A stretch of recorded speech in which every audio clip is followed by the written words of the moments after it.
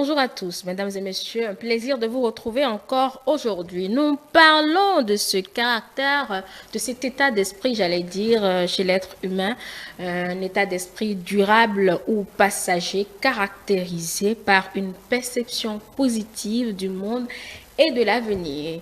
Pour les avertis, vous avez certainement compris, nous parlerons de l'optimisme et tout ce qui tourne autour. Optimisme, un déni des difficultés du monde ou une force qui pousse à l'action. Nous allons chercher donc à savoir si le fait d'être optimiste nous oblige à oublier les difficultés du monde ou simplement à croire que tout pourra aller mieux et aller surtout de l'avant dans nos décisions, dans nos prises de décision, nos comportements, etc. Donc, c'est la thématique du jour, mesdames et messieurs. Vous connaissez le numéro de cette émission. Vous pouvez donc interagir avec nous. Et nous ferons le plaisir et l'obligation donc de vous lire. Bonjour Modeste Dossoutobi. Bonjour Zél Toboulaï, bonjour aux téléspectateurs. Vous êtes souvent optimiste, j'espère. Ah oui, je pense que je prends les choses du bon côté. Toujours. D'accord. Alors, optimiste, qu'est-ce qu'il faut savoir de cela? Alors, déjà, il faut dire qu'optimisme, voilà, c'est le mot du jour. Optimisme qui s'écrit O-P-T-I-M-I-S-M-E.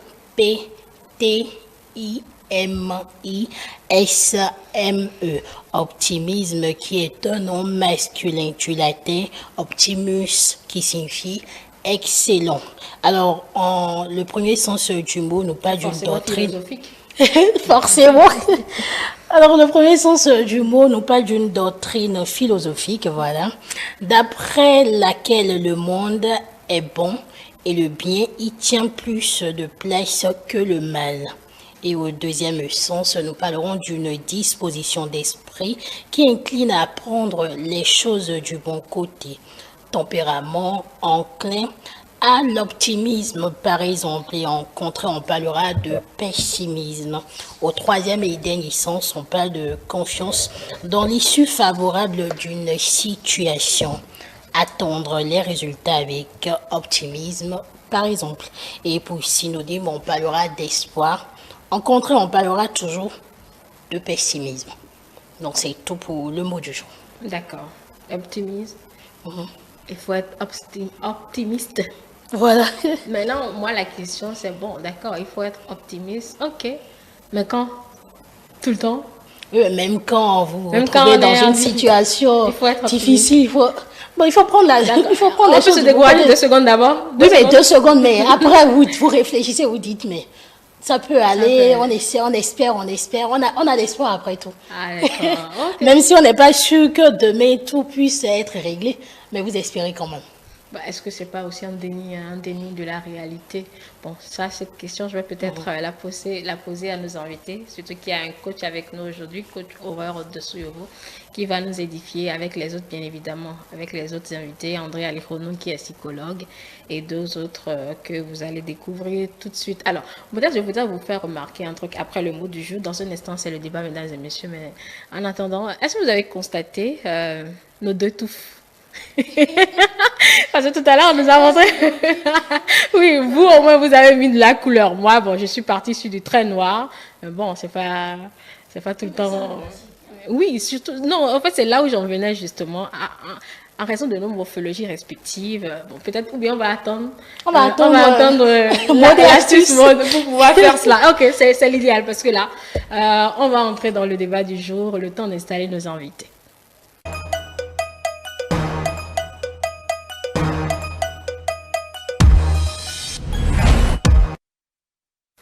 Voilà, mon plateau est presque complet parce qu'il manque une personne, mais qui va nous rejoindre au cours de cette émission. Ces personnes-là qui sont déjà là, je vais vous les présenter. D'abord, monsieur David Sokegbe, qui est ingénieur agronome. Bonjour. Bonjour, madame. C'est la première fois? Oui, la première fois ici. Bonne arrivée donc. Merci beaucoup, madame. Nous espérons que vous allez prendre désormais le rendez-vous autant que possible. Oui. Voilà. Je répondrai à chaque fois à l'appel. Merci beaucoup. Alors, madame Aurore de Souyovo, elle ne le présente plus, hein. Coach, bonjour. Oui, bonjour. Vous allez bien ce matin? Oui, grâce à Dieu, ça va. Et vous êtes venu avec les bonnes vibes, surtout qu'on veut parler de l'optimisme. Oui. Et l'autre psychologue maison, André Alikhounou, bonjour. Bonjour. Qui me demandait s'il était bien habillé conformément à sa morphologie. Bon, je ne vais pas vous dire ce que je vous ai dit à l'antenne. Ça, c'est entre vous et moi, mais vous allez payer la consultation. Allez, Monsieur Habib Rodonnou va nous rejoindre au cours de cette émission. Il est entrepreneur. Le thème, eh bien, je vous le rappelle, mesdames et messieurs, chers invités, c'est l'optimisme, un déni des difficultés du monde, une force qui nous pousse à l'action. La première question, nous allons peut-être la poser à la coach qui certainement fait dans du développement personnel, entre autres évidemment l'acceptation de soi, etc. Comment devrait-on percevoir ou quelle compréhension devrait-on avoir de l'optimisme? Oui, l'optimisme, c'est ce fait de pouvoir positiver les choses, de regarder plus ce qui nous avantage que ce qui nous désavantage dans toute situation pour pouvoir aller de l'avant. Il urge qu'on soit pessimiste parce que nous avons des projets, nous avons des objectifs à atteindre et les obstacles ne manqueront vraiment jamais. Et puis on ne sait jamais d'où l'obstacle va quitter. Et s'il faut se concentrer, se focaliser sur la hauteur de la montagne, c'est pas évident qu'on puisse vraiment aller de l'avant parce que tout le temps on risque de rebousser chemin, de rester statique, de ne pas avancer. Donc il faut vraiment cultiver cette manière positive, c'est-à-dire regarder ce qui est avantageux, ce qui est positif dans tout ce qui nous arrive, dans tous les défis, dans tous les défis de la vie. D'accord. Oui, André, vous, votre compréhension de l'optimisme déjà? Déjà, comme vous l'aviez dit dans le mot du jour, il faut savoir que l'optimisme, comme on le dit, c'est l'essence qui fait vivre, tout simplement, c'est la motivation.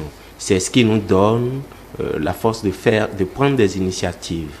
Et donc, comme on le dit, c'est voir le monde du bon côté, vraiment du bon côté.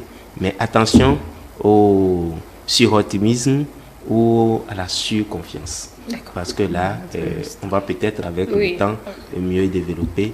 Sinon, l'optimisme, pour moi, c'est voir le monde du bon côté, comme on le dit vulgairement, bon, pour ne pas dire communément, on dit voir le verre à moitié plein. Ou à moitié vide, mais à moitié plein mieux. À moitié plein. À moitié plein, ça c'est l'optimisme.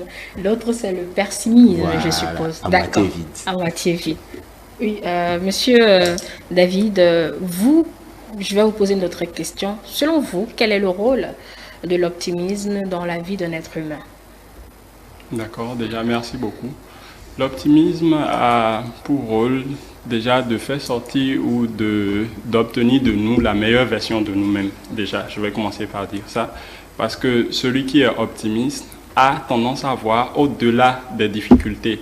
Il ne veut pas seulement se limiter au bâton dans les roues, mais veut voir au-delà de cela, veut voir des possibilités, veut voir un avenir meilleur, malgré ce qui se passe dans le monde aujourd'hui. Donc voilà. Et déjà, même pour aller un peu plus loin, moi, sur la question de l'optimisme, moi, je voudrais même voir l'optimisme sous 3 angles. D'accord, si possible. Voir déjà une première forme d'optimisme qui serait un optimisme, je vais dire, situationnel. Du présent. Par exemple, quand on est amoureux ou qu'on apprend une bonne nouvelle, sur le moment, on est optimiste, on est content. Et c'est momentané, vous voyez. Bon, ça, c'est l'argent qui m'a fait cet effet-là. Bon, l'argent aussi peut faire cet effet. Quand j'ai l'argent, là, tout de suite. Voilà, on est optimiste, on voit que le monde est meilleur. Voilà. Donc, il y a une deuxième forme qu'on peut aussi voir qui est beaucoup plus un optimiste, je vais dire, béat, un peu niais au fond. Qui veut voir un peu, ou bien qui tient un peu de la politique de l'autruche, si je peux me permettre de dire. C'est qu'on voit une situation qui n'est pas avantageuse pour nous, mais on s'évertue à dire que oui, ça ira, et à la fin, la vie nous tord le cou. Et une troisième forme qui serait la forme d'optimisme, je trouve qu'il faut vraiment promouvoir un optimisme du moins un peu intelligent, où nous devons essayer de voir ou d'imaginer l'issue des choses de façon favorable, de les imaginer de telle manière qu'on tient compte de la réalité, mais aussi des efforts qu'il faut fournir. Donc voilà un peu ce que je peux dire par rapport à l'optimisme. D'accord, oui. Le rôle de l'optimisme, André Alirouno, le rôle de l'optimisme dans la vie d'un être humain. Le rôle de l'optimisme, déjà, je vais toujours partir d'un adage populaire.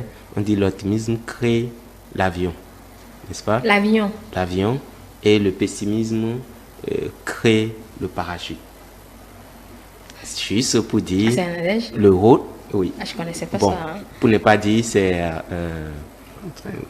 c'est une manière de définir comment on peut utiliser l'optimisme, comment on procède. D'accord. Juste pour dire, ici tout de suite, l'optimisme, comme on l'a dit, hein, le confrère vient bien de le dire, voilà, vous aviez, comme il a dit, situationnel, l'optimisme situationnel qu'on appellerait autrement dispositionnel, ou que la nature met à notre disposition, qu'on pourrait en disposer.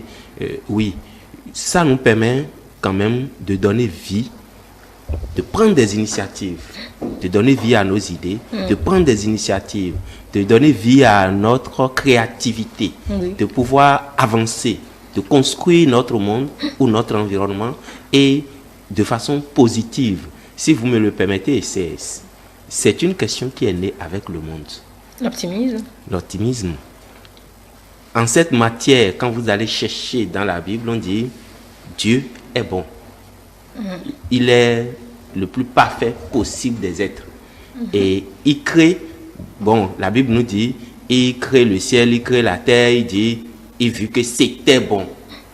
Donc tout ce qu'il a créé est bon. Jusqu'à l'homme qui est bon. Et il y a eu un mais, il est seul.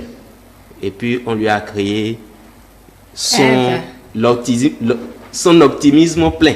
J'ai pas envie de dire. Bon, c'est vous qui le dites, hein? Donc, en quelque sorte, on part de là. D'accord. Tout est bon dans la vie. Tout ce que Dieu a fait à l'image de nous autres, tout est bon. Donc, la vie, en réalité, doit être bon. Et on doit partir de cette bonté-là pour pouvoir créer notre environnement, pour pouvoir être épanoui, pour pouvoir être heureux. Et donc, voilà pour moi, l'optimisme vient nous permettre quand même, pas de renier, on va peut-être revenir dessus, refuser la réalité, les difficultés de la vie, non, mais de trouver le mécanisme, les leviers possibles pour rendre cet environnement, cette vie-là agréable. Oui, on va l'aborder, mais en premier temps, il faudrait qu'on situe déjà ce qu'on entend par optimisme, comment on le développe, le rôle dans la vie, pour aller à la question complètement. Bien sûr. Et si je vais sur sa dernière définition où on voit, non, pas sa deuxième définition. Oui, l'optimisme de l'Autriche. De l'Autriche, où on voit quand même la difficulté. Et on s'entête, c'est ce que j'appelle le suroptimisme. Vous refusez de voir que là, il faut être... L'optimisme est réaliste. Il est réaliste. Pas toujours, hein. Pas non. Toujours. Puisque quand on demande d'être optimiste, quelles que soient les situations, bon, oui. C'est presque du advienne que pourra. Non. Non. Dans un certain sens. Si vous prenez ça comme ça devient du suroptimisme. Je prends un exemple simple, on vous met avec tout l'équipement possible. Voilà des requins vraiment féroces qui sont là et vous êtes le meilleur nageur du monde. On vous jette dedans et vous dites, bon, avec l'optimisme, je vais m'en sortir parce que je sais nager, j'ai le matériel. Mais vous oubliez que les requins là aussi sont optimistes. Ils veulent quand même avoir leur proie dans la vie. L'optimisme est humain, non? Non, peut-être que... c'est pour tous les êtres vivants. Peut-être que c'est un peu difficile ce que j'explique. Je vais dans la circulation, à Cotonou. Voilà où notre optimisme à toute épreuve nous conduit. Nous arrivons à un carrefour. Nous tous, nous avions peut-être fait le code. Ou certains n'ont pas fait. Et voilà quelqu'un qui vient. J'ai dit tantôt, l'optimisme a créé l'avion et le pessimisme... Le parachute. L'optimisme a créé l'embrayeur, l'accélérateur. Le pessimisme a créé les freins et les klaxons. Mais vous voyez, entre guillemets, nos amis aiment. Il ne freine jamais. Il est suroptimiste. Il sait qu'il va passer. Quand lui va s'engager, tu vas lui céder la route. Voilà que moi, André, je suis aussi pressé. Je veux aussi penser qu'il va me céder la route. Qu'est-ce qui arrive? On se coince. Donc, oui, il faut éviter... C'est pas à toute épreuve. Il faut être réaliste. Est-ce que si je m'engage, lui va freiner ou bien j'ai la possibilité de freiner? Si je freine, est-ce que je ne passerai pas mieux? Et c'est à cela que l'optimisme nous appelle. Est-ce que tu peux atteindre ton objectif? Je quitte ma maison pour aller à un point A, un point B. Est-ce qu'en partant, je prends toutes les dispositions ou bien j'y vais parce que la route est à mon père, c'est mon héritage, tout le monde doit s'arrêter pour moi. La route est pour nous tous, pas à nos pères, à nous tous, M. Alirono. Alors, coach, nous étions sur le rôle de l'optimisme dans la vie d'un être humain. C'est qu'il faut juste croire que ça ira mieux. Oui, il faut continuer à avoir la foi et trouver que ça va aller mieux, C'est vrai qu'il faut garder, c'est vrai, l'optimisme arrive lorsqu'on n'a plus le choix, au fait, des fois. Lorsqu'on est confronté à des situations, en fait, on n'a pas le choix, on doit rester positif, on doit avoir le bon côté et avancer. Parce que si l'homme avait le choix, il démissionne plus facilement. Donc, c'est quand on n'a pas le choix dans nos décisions qu'on est obligé de voir que oui, ça va aller. Mais je me rappelle un jour, on était au Nigeria, il y a un deuxième véhicule qui doublait une autre. Et le chauffeur, on était dans un bus, le bus ne savait pas par où passer. Et nous-mêmes, on s'est dit, bon, comment ça va se passer aujourd'hui? Mais on était concentrés, enfin j'étais concentrée parce que j'étais assise à côté du chauffeur. Je me disais, de toute façon, ça va aller d'une manière positive. Mais comment ça allait se passer, je ne savais pas. Et finalement, en tout cas, on est vivant aujourd'hui. Donc, c'est dit, si on n'était pas optimiste, on serait déjà mort peut-être avant que le choc n'ait lieu. Parce que c'était évident que le choc aurait lieu. Donc, c'est regarder quand même qu'on va s'en sortir, ça va aller. Ça finit quand même par aller. D'accord. Monsieur Rodonou, bonjour. Merci de nous rejoindre. Nous avons démarré avant vous. Vous avez pris le train au vol. C'est pas bien grave. Attends d'ailleurs pour qu'on puisse vous poser la question, comment faudrait-il être optimiste? Très bonne question. Répondre à cette question nous amène aussi à comprendre d'abord que l'optimisme, c'est cette capacité que nous avons et qui nous permet donc de voir le côté positif. C'est cette tournure de l'esprit, au fait, oui. Cette tournure d'esprit qui nous permet de voir le côté positif d'une situation, d'un événement, d'une contrainte qui certainement est en face de nous, tout en ne négligeant certainement pas les aspects fâcheux de cette situation-là. Et lorsqu'on est optimiste, cela suppose qu'on a certainement une confiance absolue en nous, et cette confiance, donc, elle nous permet d'avoir de quoi espérer qu'on puisse avoir une issue favorable, quelle qu'en soit la situation qui se présente à nous. Parfois, c'est que les gens viennent à confondre l'optimisme avec ce qu'on appelle la foi. C'est vrai, les deux parfois sont complémentaires, mais ne jouent pas... Il y a une différence, ne jouent pas le même rôle. Non, ne jouent pas le même rôle. Il y a une forte différence entre l'optimisme et puis la foi. C'est vrai que parfois ils sont complémentaires. L'optimisme, parfois, l'optimisme, nous l'utilisons réellement, nous l'utilisons pour des faits tangibles, des faits palpables. Lorsque par exemple, tu es en face, lorsque par exemple, tu vois un examen, tu dois aller prendre un marché, tu dois aller conquérir un marché, tu as un problème avec ton voisin, si et ça, tu as de grands challenges. Là, nous parlons de l'optimisme, parce que là, c'est que nous avons en nous cette tournure qui nous permet de voir le côté positif, vaincre ou péril, qu'on veut, qu'on ne veut pas, je crois, j'espère, je peux donner le meilleur de moi-même, et ça peut aller. Par contre, la foi, c'est pour les choses qui sont intangibles, ces situations qui sont intangibles, qu'on ne voit pas, qu'on ne connaît pas, mais par contre, notre esprit le ressent cela, et donc alors on fait appel à un être suprême, on fait appel à Dieu, on fait appel à notre esprit, et on prie, on espère que ça peut aller. Alors, la question qui m'a été posée par Madame Tobla voudrait dire, comment est-ce qu'on peut devenir optimiste? On ne naît pas optimiste, on devient optimiste. On devient optimiste parce qu'on cultive l'optimisme en soi. Vous imaginez que ceux-là qui ont déjà un complexe d'infériorité, il leur sera difficile de manifester de l'optimisme. Ceux-là qui se disent je ne peux jamais y arriver, je ne peux jamais parvenir à être, je ne peux pas devenir, et ceux-là qui n'ont pas la notion du développement personnel ne pourront être jamais optimistes. Donc, pour devenir optimiste, pour cultiver en vous l'optimisme, il faut commencer par vous apprécier vous-même d'abord. Commencez par projeter en vous ce qu'on appelle des énergies positives. Si c'est vous qui chaque jour cultivez en vous des énergies négatives, je ne suis pas bon, je ne suis pas meilleur, je suis maudit, les autres sont sont meilleurs que moi, je ne peux pas devenir, les autres ont une situation meilleure que moi, les autres ont été bien éduqués que moi, si et là, comme l'a dit Martin Luther King, même si tu es le balayeur, sois le meilleur balayeur de la rue, et quand on passe, on va voir que qui a balayé cette rue, c'est cette personne qui a balayé cette rue. Donc, je pense que lorsque tous les jours, c'est vous qui développez en vous des pensées négatives et qui vous envoie chaque jour des zones négatives et qui croyez à ce que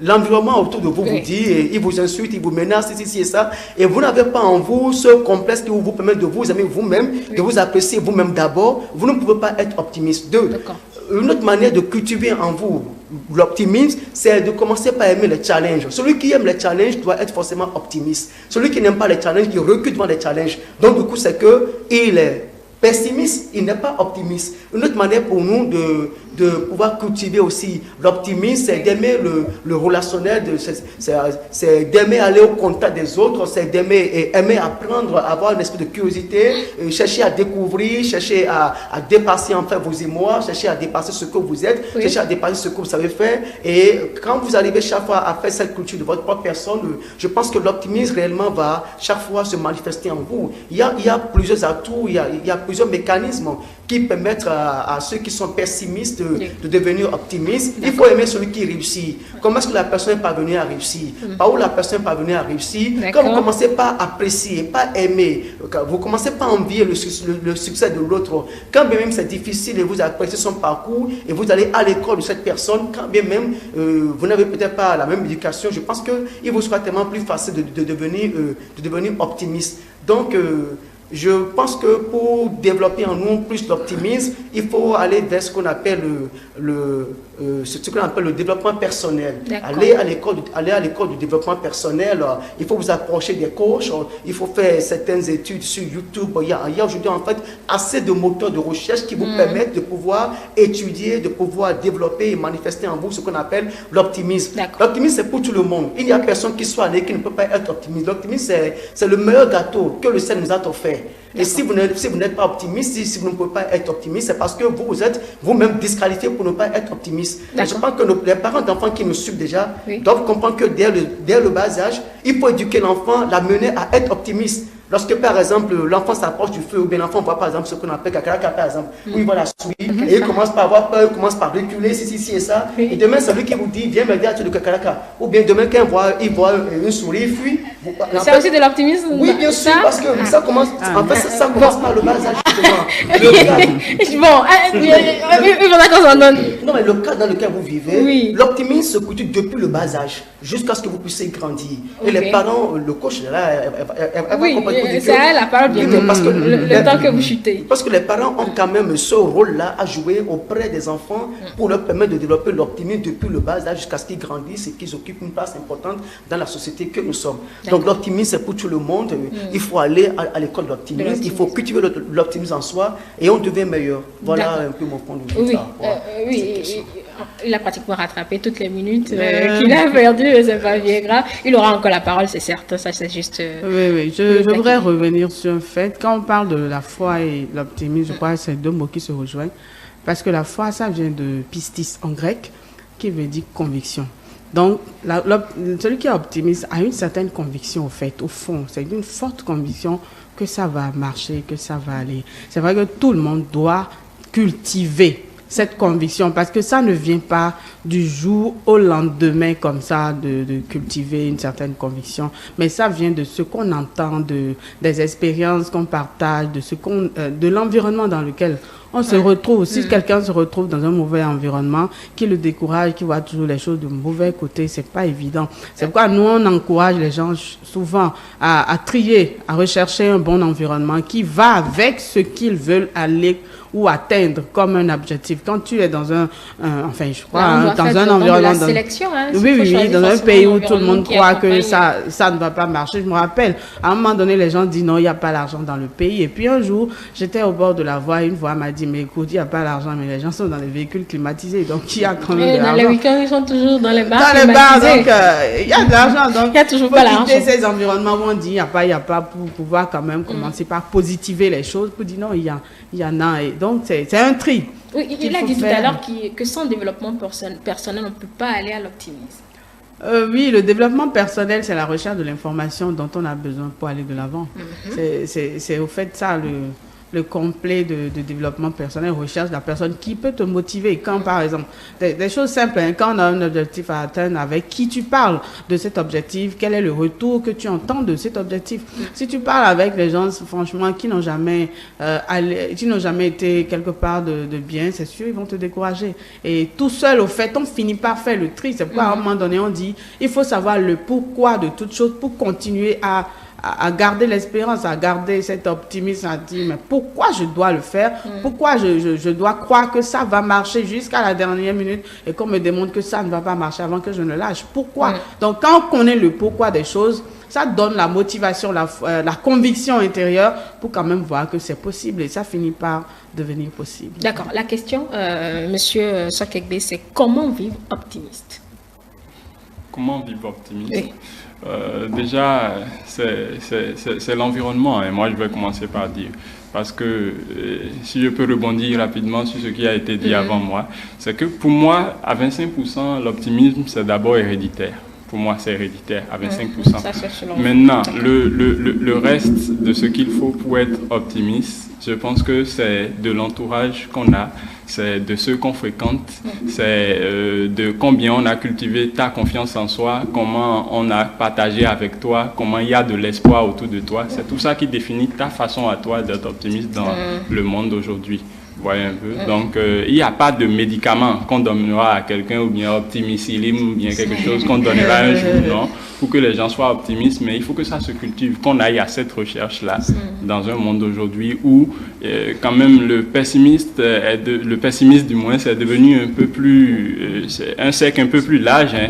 Et c'est pas parce qu'ils sont nombreux qu'ils ont raison, non. Pas forcément. Aujourd'hui, face à la pollution, le changement climatique, les guerres, la pandémie, tout ce qu'on rencontre là, ça donne assez de chance aux gens ou d'ouverture aux gens pour être pessimistes. Mais non, il faut voir les choses de front, il faut y aller. Et moi, j'ai un peu d'inquiétude avec la question pourquoi. Parce que les gens, aujourd'hui, quand ils se demandent pourquoi, c'est beaucoup plus comme le livre que Lahami a écrit là, pourquoi moi? Souvent, c'est comme ça que les gens posent la question. Mais moi, je vois qu'il faut aller beaucoup plus dans du comment.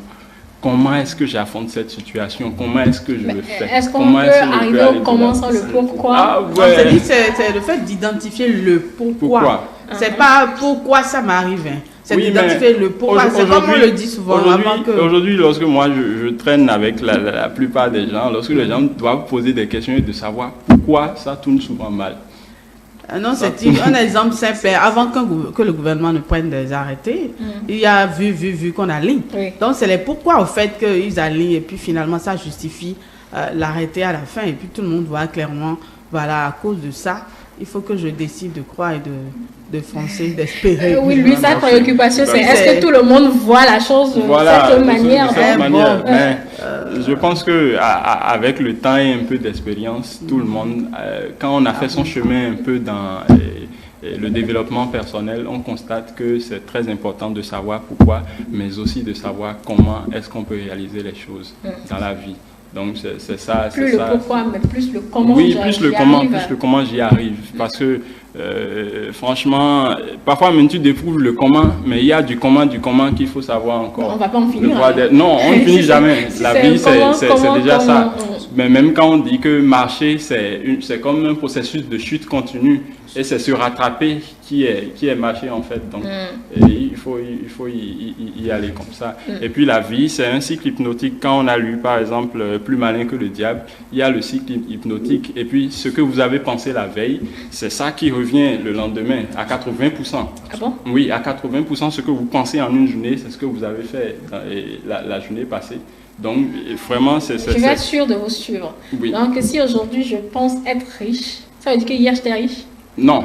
Si aujourd'hui vous avez pensé être riche, peut-être que si on y va comme ça, vous voyez un peu cette manière de voir là, peut tourner mal. Maintenant, nous travaillons pour avoir l'argent. Oui. Être épalu ou pas. Mais je me focalise trop sur l'argent, d'accord. Non, mais donne un autre exemple, c'est ça. Il le faut.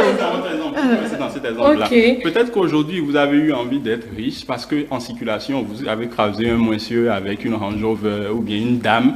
je préfère ça, avec une Range Rover qui est en train de circuler. Ça vous a donné envie. Demain, à la même heure, il y a de fortes chances que cette idée-là, que cette pensée-là vous traverse encore. C'est pour ça qu'on dit qu'il faut choisir son entourage.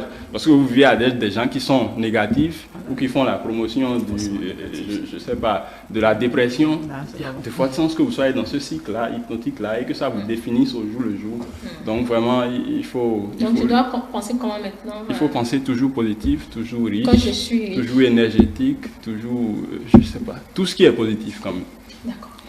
Je suis riche. Absolument. Je suis absolument riche. Pas forcément de l'argent, du matériel, mais je suis riche de que l'humeur. Je suis riche de la santé. Je suis riche Des émotions dessus. de mes émotions. Voilà. Et entre autres de la beauté, pourquoi pas. Ouais. C'est pas du narcissisme. André, allez, on est sur le comment vivre optimiste. Merci déjà encore. Merci encore pour vraiment ce sujet. Et je voudrais peut-être revenir un peu sur certaines choses à la base pour dire tout simplement que ici, j'ai envie d'être un peu pragmatique sur la question. Oui, allez-y. Parce que tous les téléspectateurs peut-être qui nous suivent n'ont pas ce niveau de compréhension et donc on va aller le plus bas possible pour que ceux qui sont le plus haut possible aient accès aussi. D'accord. Juste pour dire, la base de l'optimisme, c'est le capital de confiance en soi. Vous avez su que ceux qui sont en bas là. C'est un beau mot. C'est ce que je vais dire. Ceux qui sont en bas Quand là. je dis capital de confiance en soi, ce que je veux dire, c'est quoi? C'est que combien de fois tu te fais confiance? Combien de fois tu crois en toi? Combien de fois tu es sûr de toi? Tu es sûr d'y arriver? Et le premier frais à ton optimisme, c'est combien de fois tu as échoué? Ou tu penses que lorsque tu vas entreprendre ou commencer, ça va encore être un échec. On vient de le dire en d'autres termes, en parlant de l'environnement, de la curiosité, de l'envie et tout le reste. Mais ce n'est pas à la portée de tout le monde. Parce que nous sommes dans une réalité socio-culturelle qu'il faut aussi prendre en compte, qui compte énormément. Donc, sur le capital confiance de chacun de nous, qu'il me plaît bien de dire, oui, ça dépend fortement de ton environnement, de comment tu as été éduqué, élevé, comment l'environnement t'a poussé à faire des efforts dans tes capacités. Parce que ici, il faut comprendre que ton optimisme n'est pas être j'ai envie de dire le prophète des temps modernes.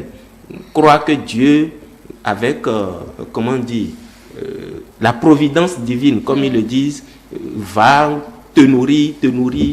Bon, encore que même le malade mental qui est dans la rue va chercher son repas à un moment donné. Oui, bon. Puisque vous êtes entré dans la providence, laissez demain s'occuper de lui-même, dit l'adage providentiel. Oui. Je ne sais pas s'il y a des chrétiens là, j'espère que je ne me trompe pas. Mais en même temps, c'est très bon comme exemple. Mais en même temps, ceux qui vous disent ça, ils ne laissent pas demain s'occuper de lui-même.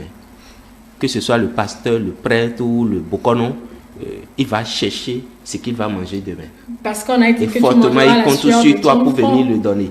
Donc, ce que je veux dire, c'est que il faut que chacun de nous sache que mon optimisme ou mon pessimisme, c'est basé sur de quoi je suis capable. Jusqu'où je suis capable d'aller. Quel est, quand je dis capital, ressources, c'est quels sont mes potentiels. Qu'est-ce que j'ai à vendre? Et l'optimisme, c'est avec tout ce que j'ai comme bagage, tout ce que j'ai comme marchandise à vendre, comment je le vends. Et avec les arguments de vente que j'ai, ce que je veux dire, je suis sûr que quand je vais finir de dire ces 10 choses, il y a 8 ou 4 qui vont faire effet et j'aurai gain de cause. Donc c'est en cela en fait. Qu'est-ce que tu as quand le confrère dit que, bon, monsieur Hodon dit, il faut envier, il faut aller chercher la curiosité et tout le reste. C'est meubler ton capital confiance. Prendre davantage d'informations, d'arguments dans ta vie, te basant sur ton potentiel. Qu'est-ce que tu as à aller vendre?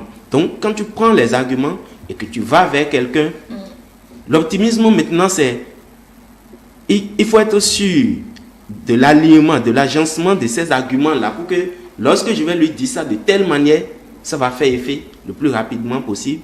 Non, quand il va rentrer chez lui, il va me rappeler. Non, quand il va aller le poser. Et c'est ça qu'on appelle. En fait, c'est pas croire que quand il va me voir, voilà, et en même temps, il va me le donner. Non, c'est pas ça. Et c'est pas non plus. J'y crois. Non, ça. C'est trop gratuit. D'accord. Et c'est pas non plus donc, croire. Ça à la limite. C'est pas non plus croire que, voilà, comme c'est moi, quand je vais dire mon nom, voilà, ça va passer. Non, il faut avoir un minimum à revendre. Mais c'est pas encore suffisant. D'accord. Comment tu vends ce minimum? Comment tu vends ce minimum? Et ça me permet de dire, nous sommes tous, l'optimisme est à la portée de tout le monde. L'optimisme est à la portée de tout le monde. C'est pour ça que dans les développements, ça m'a vraiment intéressé parce que même le pessimiste, il peut devenir optimiste. Ça veut dire qu'à la base, il a déjà. Ce sont des événements qui l'ont amené à se positionner. Donc c'est une question de positionnement. Toi, tu te positionnes sur quel bout? Est-ce que tu veux être au milieu? Est-ce que ça peut marcher? Ça ne va pas marcher? Tu auras des résultats comme ça, mais tu te positionnes fortement pessimiste ou pour toi, tout est joué d'avance, tu ne comptes que sur le minimum pour vivre, tant mieux. Mais tu penses que ce que tu as, tu peux encore pousser, aller de l'avant, quelle que soit ta position. Quelle que soit ta position. Être le balayeur et le chef des balayeurs, ce n'est pas la même chose. Je vais peut-être dire quelque chose. Même le voleur, il est très optimiste. Très. Parce que pour venir chez toi, il faut qu'il trouve des arguments nécessaires, des stratégies pour espérer que tu vas dormir, que tu ne vas pas te réveiller et qu'il ne va pas se faire prendre. Absolument. Donc, et que quand il va venir, il trouvera ton véhicule, voilà, il trouvera ton véhicule ou ta moto dans la position, avec ou sans clé, lui pourra partir avec. Donc, je pense qu'il faut aller vraiment à l'école de cultiver en soi. Quand je veux parler de confiance, c'est qu'est-ce que j'ai? Comment je le vends? Comment je l'utilise? Comment je l'exploite pour mon bien-être? C'est ça le plus important. Pour avoir un bien-être, pour que je puisse me réjouir. Donc c'est à cela que j'appelle les téléspectateurs. Ne regardez pas ce sujet ou les développements un peu comme de l'utopie, on est en train de faire du français, de la théorie, non, mais allez chercher en vous-même, en vos potentiels, les arguments. Si quelque chose vous manque, c'est le moment de dire, ah, je vais rester humble, je vais aller chercher auprès de ci ou de ça. Là, on sort tout critère d'ego où on dit, bon voilà, c'est mon ennemi. C'est l'ennemi qui a ce que tu veux ou que tu possèdes. Ou que dont tu as besoin, pardon. D'accord. Vous avez tous dit que c'est l'état d'esprit, il faut cultiver la confiance en soi, le développement en soi, voir la vie du bon côté. D'accord. Mais il y a quel intérêt? Est-ce que c'est pas refuser les difficultés?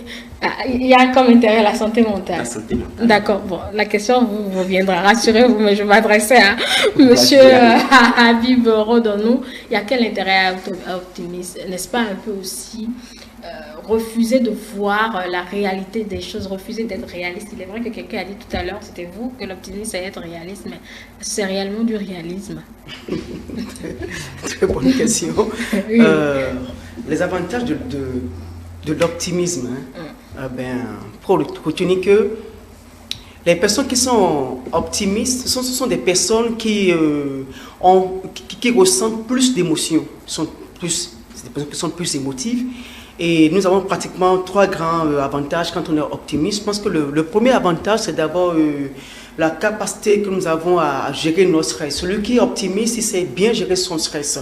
Là où d'autres sont en train de défaillir, là où d'autres sont en train peut-être de retourner en arrière ou de ruminer, parce que celui qui est optimiste, il a cette capacité, cette mentalité de pouvoir mieux gérer son stress. La deuxième chose, c'est que on a comme deuxième avantage, être optimiste, c'est que vous arrivez réellement à maintenir en forme votre santé mentale, justement. Et le troisième avantage que nous avons quand on est optimiste, c'est beaucoup plus sur ce qu'on appelle les émotions, les émotions psychologiques au niveau de votre pensée, parce que là, ça ne remue pas, même quand même ça peut bouleverser d'autres personnes, vous, ça ne vous bouleverse pas du tout. Et je voudrais profiter et compléter ce qu'a dit notre ami. Comment est-ce qu'on peut vivre dans l'optimisme? En fait, c'est tout un mécanisme. Et lorsque vous n'avez pas ce mécanisme, vous ne pouvez pas y arriver. Donc, c'est donc ce qu'on appelle tout un plan d'action. Je suppose, terre à terre. Je suis diplômé d'un bac plus 3 en comptabilité ou peut-être en gestion des ressources humaines, peut-être en marketing commerciale.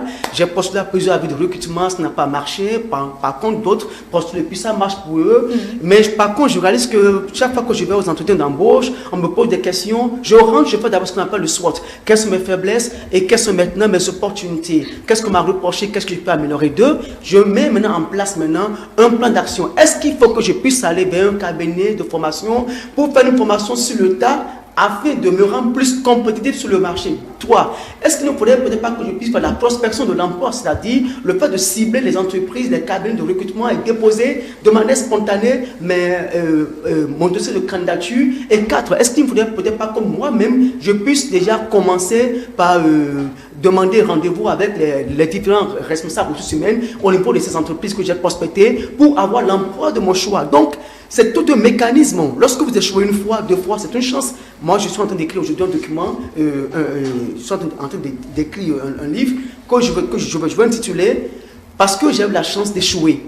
Échouer, c'est une chance. Si vous n'échouez pas, vous ne pouvez pas réussir. La réussite appartient à ceux qui échouent et non à ceux qui gravitent les escaliers. Donc, je pense que pour pouvoir maintenir, pour pouvoir vivre dans l'optimisme, il faut un plan d'action, il faut un mécanisme.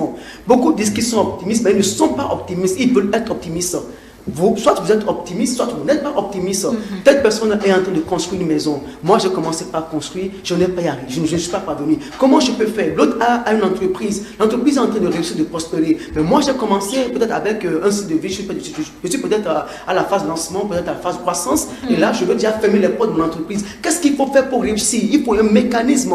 Il faut un mécanisme. Et si vous n'avez pas le mécanisme, vous ne pouvez pas rester dans l'optimisme. Il faut chercher le mécanisme.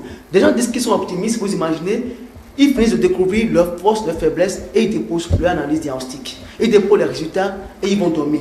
Après 1 an, après 2 ans, ils vont se positionner sur le même marché de l'emploi, ils auront peut-être encore vivre la même situation, la même contrainte et ils oublient que c'est parce qu'ils n'ont pas mis en place ce qu'on appelle le mécanisme. Donc, il y a de l'intérêt, il y a de l'avantage, il y a du bénéfice à être optimiste. Et j'encourage tout le monde à aller à l'école de l'optimisme.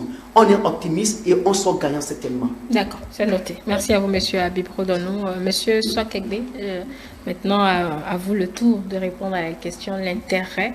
Et la deuxième question en même temps, puisqu'il faudrait qu'on la pose, est-ce l'optimisme n'est-il pas un déni des difficultés de la vie? Voilà. Certainement, ce n'est pas un déni que d'être optimiste, parce que, comme je l'ai dit tout à l'heure, le monde a beau être, pessimiste à l'idée de plusieurs choses, il faut quand même qu'on voit le progrès derrière les choses. Et c'est ce que l'optimiste voit. L'optimiste, lui, voit du progrès, pendant que le pessimiste, lui, voit le danger. Vous voyez.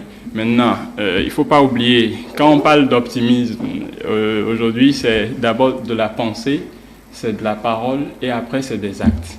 Maintenant, avant d'être pensé, ou bien déjà pour aller sur le volet pensée, je veux déjà qu'on voit qu'on est arrivé quand même à avoir dans le monde aujourd'hui des détecteurs de mensonges. Vous voyez, ça veut dire quoi? Ça veut dire que la pensée ou la parole, c'est de l'énergie latente. Vous voyez, c'est quantifiable. Au niveau, je vais dire, bon, moi je suis agronome, je peux dire au niveau biochimique et au niveau énergétique, c'est mesurable l'énergie. Vous voyez, donc Quand on te demande d'avoir une énergie positive, de dégager positive, c'est que tu as des vibrations positives. Et puisqu'on sait que le monde est plus que matériel, mais aussi est spirituel, c'est que lorsque tu as des pensées et que tu es prédisposé à être positif, forcément tout ce qui est positif, ça vient vers toi. Aujourd'hui, l'optimisme, c'est quelque chose, je pense bien, qu'on devrait chanter. Vous voyez, parce que la plupart des jeunes sont devenus pessimistes par rapport à la vie. Oui, parce que comment qui est sans emploi. Oui, un jeune qui est sans emploi. Qui exerce un emploi qu'il n'a pas, en tout cas. Ou bien sous-employé. En dessous, voilà, sous-employé. Et il voit ses espérances. Non. Il est découragé très vite. Voilà, il y a trop de découragement aujourd'hui et l'optimisme, je pense qu'on devrait commencer carrément à le chanter. Ou carrément, comme ils aiment le rap ou bien le drill, il faut commencer à rapper sur l'optimisme, comme ça ils vont un peu plus... Qui nous aligne des vers sur l'optimisme, l'attitude, personne. D'accord, c'est pas grave. On doit pouvoir voir de cette manière-là et... Les pensées là, on doit essayer de les avoir positives, attirer des gens. Quand on n'a pas un emploi à côté de nous, surtout la partie de monsieur qui a apporté le SWOT par exemple, je dirais que mon exemple personnel, c'est un SWOT qui moi me fait aujourd'hui. C'est un SWOT parce que après mon master, j'ai dû voir qu'est-ce que je savais faire, qu'est-ce que je ne savais pas faire. Et lorsque tu es dans un domaine où tu ne fais pas la promotion de tes qualités, ce n'est pas la peine. Vous voyez un peu? Donc, tu seras parmi les gens là, mais tu ne sauras pas à quoi tu es utile. L'optimisme, c'est savoir à quoi je suis utile pour ma société, à quoi je suis utile pour mes proches. Qu'est-ce que je peux faire pour moi-même. Vous voyez maintenant, pour moi-même. Donc, c'est là où peut-être le pourquoi je vis peut intervenir. Pourquoi? Quelle est ma mission sur Terre? Maintenant que j'ai la mission, mais comment est-ce que je fais pour atteindre cet objectif-là? Maintenant, il y a dans le secteur de la santé-sécurité, la route de Deming qu'on dit par exemple, de PDCA, Plan Do Check and Act. Vous voyez maintenant, ça par exemple, c'est pas mon domaine, hein. Ça c'est de la santé-sécurité, c'est pas agroalimentaire. Mais un agroalimentaire qui arrive aujourd'hui à parler de choses là. Donc il faut voir qu'il y a du travail à faire sur soi-même, arriver à constater des choses, passer par étapes, échouer. Je vais dire même, être optimiste, c'est patienter. Et patienter, c'est quoi? Pour la génération qui me suit, Youssoufa, lui, il a dit, patienter, c'est agir en attendant. Tu agis en attendant que ce que tu as prévu, tu l'aies. Donc c'est ça l'optimisme. Ce n'est pas seulement rester debout, dire que je serai riche, croiser les bras. Et c'est un modèle de vie. Je ne sais pas, j'ai eu des frères qui ont voyagé, qui sont revenus. Lorsqu'ils passent dans nos rues, je ne sais pas si vous avez fait le constat, il y a assez de personnes âgées, à bras valides, qui sont souvent assis sous des arbres, tout peinard, là, à dormir, à réfléchir, à bavarder, à rire seulement. Mais quand ils reviennent, ils se disent, mais ça là, mon frère, en Europe ou bien en Amérique, tu ne peux pas faire ça, tu ne peux pas rester assis comme ça. Le système ne te permet pas ça. Donc aujourd'hui, l'optimisme, c'est que ça devrait même aller au-delà des politiques. On peut prendre moins de l'air. Ah oui, prendre de l'air, mais il faut se reposer quand on a fourni des efforts. Quand on a fourni des efforts, il faut se reposer, par exemple. Ceux qui ne font rien de leur journée. Oui. Et qui hument l'air. Oui, ça c'est vraiment... C'est méchant. Bon, à l'état d'un Bénin aujourd'hui qui a un travail, c'est méchant de rester assis comme ça sous des arbres. Il faut qu'on se lève. Ah, c'est méchant? Oui, c'est méchant aujourd'hui là, de s'asseoir juste comme ça. Maintenant, je vais dire une chose là, l'optimisme peut évoluer jusqu'à devenir par exemple négatif. Je ne sais pas. On peut peut-être aller déjà sur oui, c'était la deuxième question que je vous posais. Ça peut évoluer jusqu'à devenir négatif. Comme par exemple, comme j'ai dit, la politique de l'autruche. Tu regardes juste dans la direction et tu te dis que ça ira. Et puis ça ne va jamais. Ça ne va jamais changer parce que tu n'as pas pris les décisions, tu n'as pas fait, tu n'as pas... C'est encore il ne suffit pas d'être optimiste. Non. Il y a de l'action derrière, il y a du travail derrière. Maintenant, comme un pessimiste, ou bien le pessimiste peut être encore positif. Vous voyez, par exemple, je prends le cas, quand on était sur les bancs, ou encore aujourd'hui pour mes frères qui sont encore étudiants, c'est quoi? Tu as peur de la matière, tu as peur d'avoir une mauvaise note dedans. Lorsque tu fais de ton mieux, que tu fais un travail derrière, je vais dire un pessimiste positif, quand tu fais un travail pour pouvoir évoluer, forcément, ça va payer, tu auras une bonne note. Moi, par exemple, les meilleures notes, oui, tu es devenu optimiste, mais bon, si tu ne veux pas l'admettre, Oui, disons que tu es passé du pessimisme défensif à l'optimisme. Si je peux dire ça comme ça, c'est du pessimisme défensif. Vous voyez un peu Bon, maintenant. vous sortez les théories, voilà, on va s'embrouiller. Voilà. Mais de toutes les façons, on essaie de suivre la Voilà, logique on quand essaie même. de suivre, On voilà. suit la Donc, logique. c'est comme dans ce cas-là où, dans le cas d'un entrepreneur, par exemple, qui a prévu pour un trimestre, un semestre ou une année faire un certain chiffre d'affaires, Oui. il ne s'assoit pas. Il a peur de ne pas pouvoir atteindre cet objectif-là. Et quand il a peur comme ça, il doit être défensif, il doit aller au-devant des choses. Donc, vouloir ou pas, pessimiste ou pas, ou optimiste, de l'action et de l'action. D'accord. Madame de Suevo, je suis optimiste. Cela veut dire, bon voilà, tout doit me sourire. Non, tout ne sourit pas de cette manière-là. Mais les difficultés ne sont pas loin de l'optimisme en réalité aussi. Parce que il faut être optimiste, mais il faut être réaliste aussi dans toutes choses que nous sommes en train de faire. Et ce qui permet des fois aussi d'être optimiste, quand je prends le monde de l'entrepreneuriat où je suis beaucoup, les charges fiscales, les charges familiales et consorts poussent l'homme à regarder que ça doit marcher. Parce que, Oui, parce que vous ouvrez par exemple une entreprise, c'est peut-être moi ce qui m'est arrivé aujourd'hui, c'est un exemple là. Bon, j'étais pas découragée, hein, mais bon, ça m'a fait un truc. Vous ouvrez votre entreprise, peut-être à 2-3 endroits, ça marche bien. Et du jour au lendemain, bon, peut-être que quelqu'un a commencé à voir que vous vendez déjà trop. et Vous n'avez créer pas de la concurrence. concurrence et on vous crée de la concurrence. Et le drame, c'est devant vous. Bah oui. Voilà, là. Je Oui, dois mais être aussi optimiste. il faut être optimiste parce que ce que tu crées n'est pas dans le quartier. C'est pas seulement pour ceux qui sont dans l'environnement immédiat. C'est pour ceux qui sont aussi au-delà. Moi, par exemple, j'ai un centre de formation. Mais quand je l'installais, il y avait beaucoup de centres de formation qui faisaient les mêmes choses que moi. Mais Surtout dans votre oui, domaine, là, dans mon domaine de la c'est mode. Là. foisons, hein. Voilà, donc, mais le fait que l'Internet soit là, m'amène des clients qui viennent de très loin, qui viennent quand même faire recevoir ce que je propose. Et aujourd'hui, le monde du numérique s'est ouvert pour nous, pour qu'on puisse voir un peu au-delà des frontières physiques. Même si ça ne marche pas à côté, ça peut marcher loin. J'ai un texte de la Bible qui m'encourage beaucoup. La Bible dit, il est venu chez les siens et les siens ne l'ont point reçu. Mais à tous ceux qui maintenant l'ont reçu. Ça veut dire que même Dieu même a été confronté à ce blocage humain. Parce que dans un zèle, les gens pour qui, enfin, c'est-à-dire ce que tu espères dans l'immédiat peut ne pas marcher dans cet immédiat-là. Mais c'est pas une raison pour s'arrêter, pour dire désormais je crois plus, désormais je m'arrête. De toute façon, si tu t'es engagé à tomber amoureux ou à aimer une fille ou je sais pas, les enfants vont te pousser à avoir de l'optimisme parce que eux ils s'en foutent de ton humeur.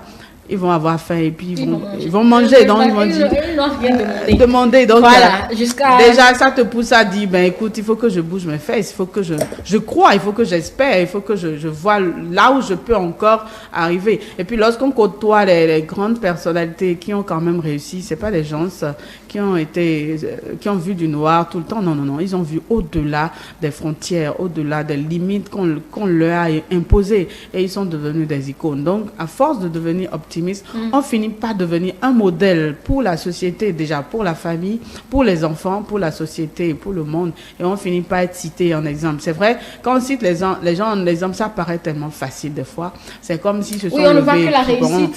Ça s'est On passé. ne voit pas les turbulences, les difficultés, la façon dont la personne a trimé jusqu'à arriver là. Arriver là, voilà. Personne ne voit, on voit juste la réussite. Et puis c'est comme si c'est du jour au lendemain, bim. C'est comme je parlais avec un chef d'entreprise, il m'a dit, écoute, j'ai galéré pendant 10 ans avant d'avoir le succès que toi tu vois aujourd'hui. Et j'ai dit, waouh, voilà. Donc, il nous faut du chemin pour pouvoir atteindre de grands objectifs. Et puis, c'est des choses comme ça qui nourrissent l'optimisme. C'est vrai, sous notion, on ne parle pas de ceux qui ont échoué, enfin, des phases noires, des phases sombres, des difficultés, on n'en parle pas. Quand on fait par exemple une conférence, on parle que de success story, ok, il a fait ceci, et puis il a eu l'argent, et puis il a réussi. On devrait plutôt s'asseoir de temps en temps pour parler, pour interroger les gens, et puis les gens doivent avoir ce courage de dire, écoutez, ça n'a pas vraiment marché, j'ai connu 2, 3, 4 entreprises et tout le reste. Qui nous bourrez la tête avec les non, enfin, moi j'essaie de... On ne nous montrer jamais comment les gens ont gravi les échelles. En fait, c'est dû à notre environnement. Par exemple, il y a un grand, enfin, je vais taire le nom, j'avais décidé d'aller le voir un temps et puis j'ai demandé à un autre, qui est enfin un PDG aussi, il me dit, pourquoi tu vas voir telle personne, mais lui, il est fini. Et ça m'a fait un choc. Et j'ai été voir le monsieur quand même, il m'a dit ses difficultés. Mais j'ai compris pourquoi les gens aiment cacher ce côté où ça n'a pas été. Parce que les autres veulent voir, les indexer ou bien les mépriser juste sur ce côté sombre-là. Et ça fait que personne n'aime vraiment s'asseoir quelque part pour dire ce qui n'a pas été. Alors qu'il faut. Il faut bâtir ça, même déjà dans nos maisons, avec nos parents, nos géniteurs doivent apprendre à dire, voilà, la vie n'a pas été vraiment facile. Et ça cultive, ça permet aujourd'hui à l'enfant de grandir dans un nid et de savoir que non, les choses ne sont pas souvent faciles.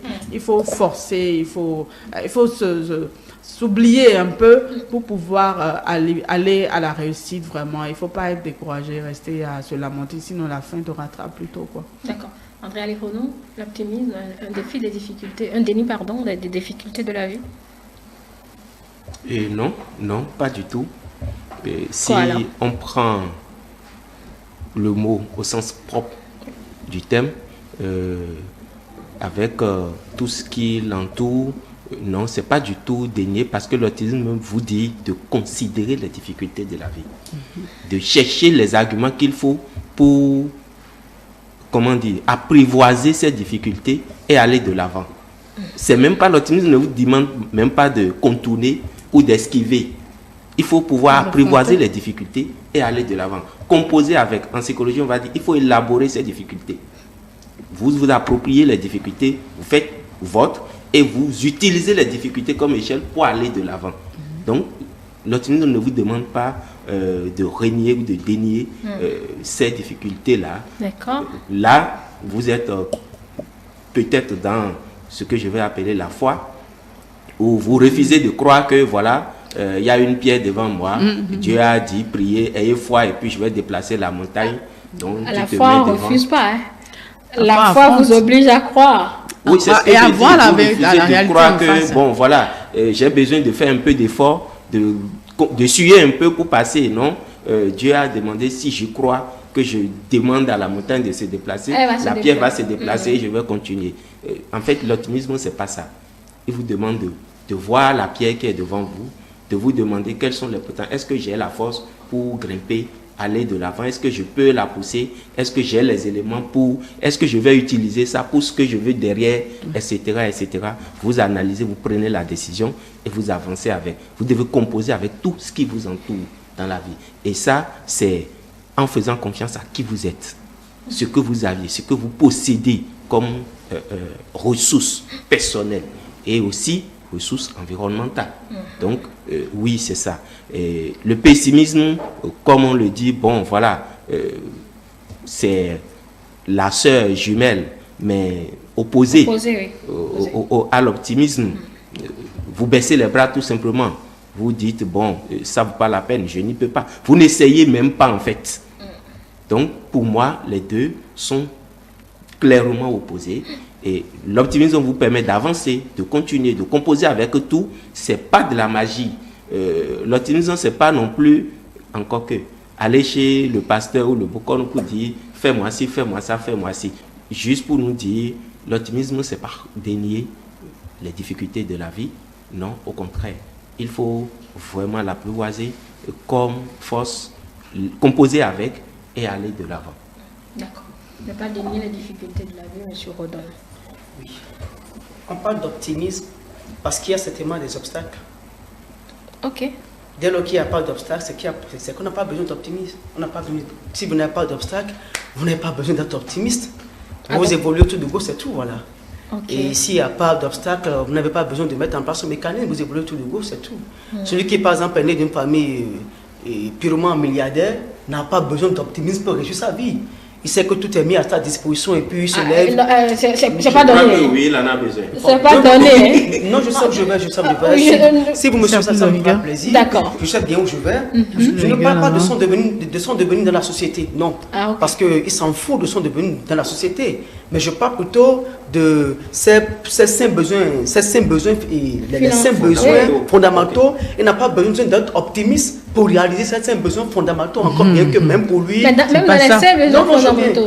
Si on arrive à la pyramide de Maslow, vous voyez qu'il y a l'accomplissement de soi qui doit intervenir. Parce qu'aujourd'hui, c'est qu'il y en a, ça complique pour eux, ce n'est pas une obligation.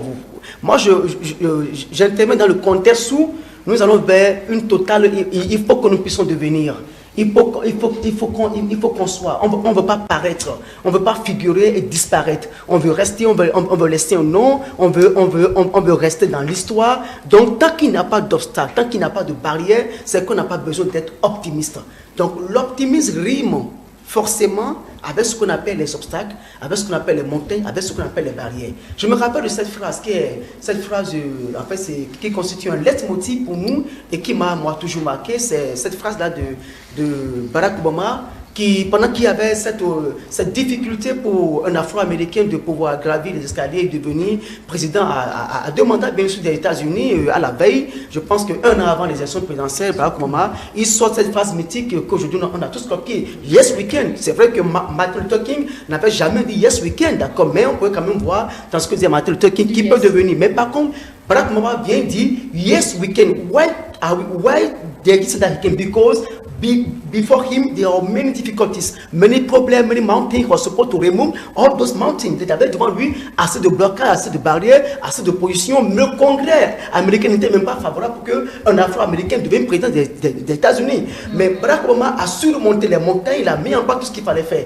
Lorsque vous êtes optimiste, et lorsque vous avez des barrières, et que vous dormez sur vos lauriers, vous ne faites pas comme Barack Obama, vous mettez en place d'abord une politique. Vous mettez en place un mécanisme. Vous avez derrière vous tout ce qu'on appelle un état-major. Barack Obama n'a pas été prendre son électorat chez les Blancs. Chez les grands électeurs. Non, il est parti dans les minorités les plus rejetées. Vous allez voir, lorsqu'on voulait faire les élections de Biden, ce qui a fait que Trump n'est pas venu, c'est parce qu'on avait mis en place Black Lives Matter. La vie des Noirs nous importe aussi. Donc, il faut forcément mettre en place ce qu'on appelle des actions. Il faut un mécanisme. Il faut un plan d'action. Il faut être optimiste, c'est clair, mais si vous n'avez pas un plan d'action derrière vous, et tous les téléspectateurs qui nous écoutent, je veux qu'ils puissent comprendre que c'est bon d'être optimiste. Mais c'est mieux d'avoir derrière vous un plan d'action et que vous puissiez marcher sur ce plan d'action-là. Si vous n'avez pas un plan d'action, c'est que vous n'êtes pas un optimiste, vous êtes un paresseux, vous êtes un rêveur. Il y a des optimistes rêveurs. Ils dorment que demain ils seront riches, ils ne seront jamais riches. Ils dorment que demain ils vont réussir, ils ne vont jamais réussir. Si tu veux être un avocat et que tes parents n'ont pas les moyens de te permettre de devenir avocat, et tu sais très bien parler, pourquoi ne pas aller faire d'autres formations sur le tas pour devenir, pourquoi pas demain, porte-parole, demain chargé de relations clients, chargé de communication pour une entreprise. Même si tu n'es pas capable de défendre un homme, tu peux défendre un produit, tu peux défendre une marque, tu peux défendre une entreprise, tu peux défendre un produit. Ça veut dire que tu es devenu avocat par excellence pour un produit, pour une marque, pour une entreprise. Si tu penses que demain, tu veux devenir un commissaire et que tu n'as pas la possibilité d'étudier jusqu'à devenir un commissaire, je pense qu'il y a quand même d'autres actions que tu peux mettre en place et devenir agent de sécurité. Encore que c'est possible en fait. C'est bon d'être optimiste, je suis optimiste, vous êtes des rêveurs, des paresseux. Mais si vous avez par contre un plan d'action avec vous, vous avez un plan d'action, vous avez un mécanisme, là vous pouvez être optimiste. Et vous voulez être optimiste, et c'est vous qui critiquez les gens, c'est vous qui les jalousez, c'est vous qui n'avez pas ce qu'on appelle un carnet d'adresse. Celui qui veut être optimiste, tu prends son téléphone, tu vas voir dedans, boss. Tu vas prendre dans son téléphone Cocono ou bien le Soula Messis. Donc comment ce groupe d'appartenance là, ton groupe de référents pour te permettre d'être optimiste, au contraire, ils vont te ramener complètement en arrière. Donc être optimiste, c'est d'abord une remise en cause de votre personnalité, de qui vous êtes. C'est le fait de choisir votre groupe d'appartenance, donc votre groupe de référence, et trois, maintenant, c'est de mettre en place ce qu'on appelle un plan de communication, un plan d'action, un mécanisme qui peut vous permettre de réussir demain. Si vous n'avez pas un plan, vous n'avez pas des actions, je vous en prie, vous êtes des rêveurs, des paresseux. Sortez de vos lauriers, mettez en place un plan, mettez en place un mécanisme, je pense que vous serez de meilleurs optimistes. Tout optimiste qui ne réussit pas n'est jamais optimiste. Quand vous êtes optimiste, vous devez réussir. Quand vous êtes optimiste, vous devez... Non, c'est dans le temps. Oui, mais systématiquement. L'optimisme vous pousse à la réussite. L'optimisme vous pousse à la réussite. Oui, on se retrouve dans la réussite en fait. Vous vous retrouvez dans la réussite au fur et à mesure. Vous avez une carrière, vous avez un avenir. Puis vous vous retrouvez au fur et à mesure dans ce que vous voulez devenir justement. Si après 20 ans, 50 ans, 40 ans, vous dites que j'étais optimiste depuis que j'ai mon bac, Voilà que j'ai maintenant 60 ans, j'ai même pas un boulot, et c'est mon petit-fils qui me nourrit. Vous êtes un paresseux, vous êtes un rêveur, vous n'êtes pas optimiste, et vous n'avez jamais été optimiste. Vous vous êtes menti vous-même, vous avez menti à la nature. Vous avez perdu du temps. J'ai envie de peut-être te résumer ou de te paraphraser en disant, arrêtons d'avoir la foi. Soyons optimistes. Non, on ne peut pas arrêter d'avoir. Non, la foi, elle est individuelle. Non, n'allons pas dans cette dimension-là. C'est les deux, au fait. En fait, comprenons. Ne soyons pas, j'ai envie de dire, non, pas irréalistes. Ne soyons pas trop religieux, dogmatiques.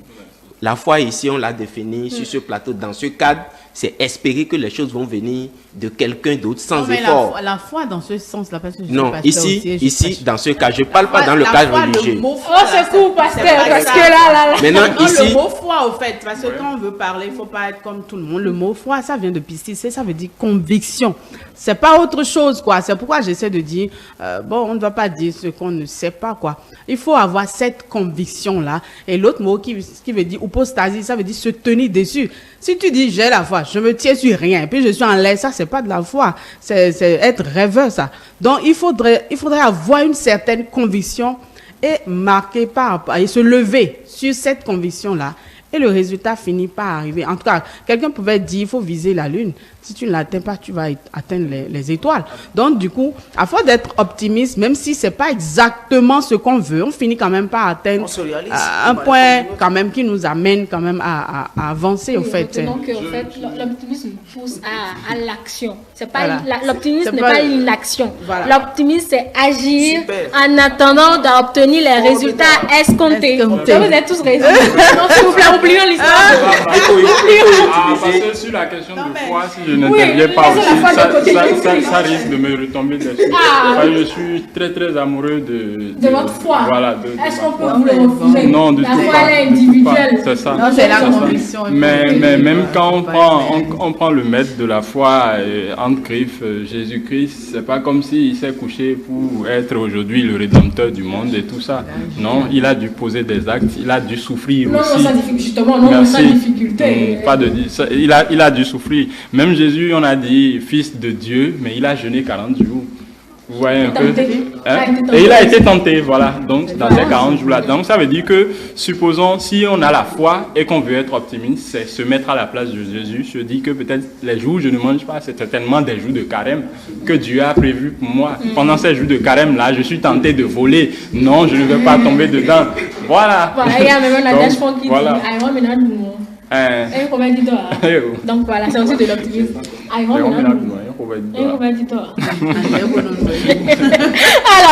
je crois que demain, tu auras le meilleur. Sera meilleur. Forcément, c'est pas que l'optimisme. Quelle est la lisière, je vais dire, la limite de l'optimisme et suroptimisme? Madame, oui, bon, c'est vrai. Des fois, on peut être optimiste sur des sujets, mais à un moment donné, il faut savoir reconnaître ses limites. Et savoir que ceci, j'ai essayé jusqu'à la dernière minute et c'est pas possible, j'abandonne. Parce que il faut pas être sur optimisme au fait, quoi. Parce qu'il faut voir la réalité en face. Il faut déployer les moyens, déployer l'énergie, déployer tous les arsenals possibles. Mais à un moment donné, on se rend compte que ce n'est pas vraiment possible. Et on s'arrête. Et on passe à autre chose, en attendant de revenir là-dessus peut-être une autre fois. Parce que faire une pause ne veut pas dire abandonner au fait. C'est de déployer, en fait, un autre plan. Mais c'est comme, par exemple, il y a des fois sur les épreuves, je vois, quand on était élève, on se dit, cet exercice de mathématiques, je dois finir ça. Et on t'a donné, 2 heures de temps. Et voilà, tu ne comprends pas l'exercice, mais tellement on est convaincu que non, je dois réussir ça. Et banalement, on se retrouve à, -5. Et voilà, tu n'as pas fait l'exercice et tu vois déjà ton 0 qui t'attend tout gaillardement. Qui sont là. Et on n'a pas fait ça. Et voilà. Et parce qu'on est un peu trop, on se dit ceci là. Non. Et quoi. Je dois atteindre ça.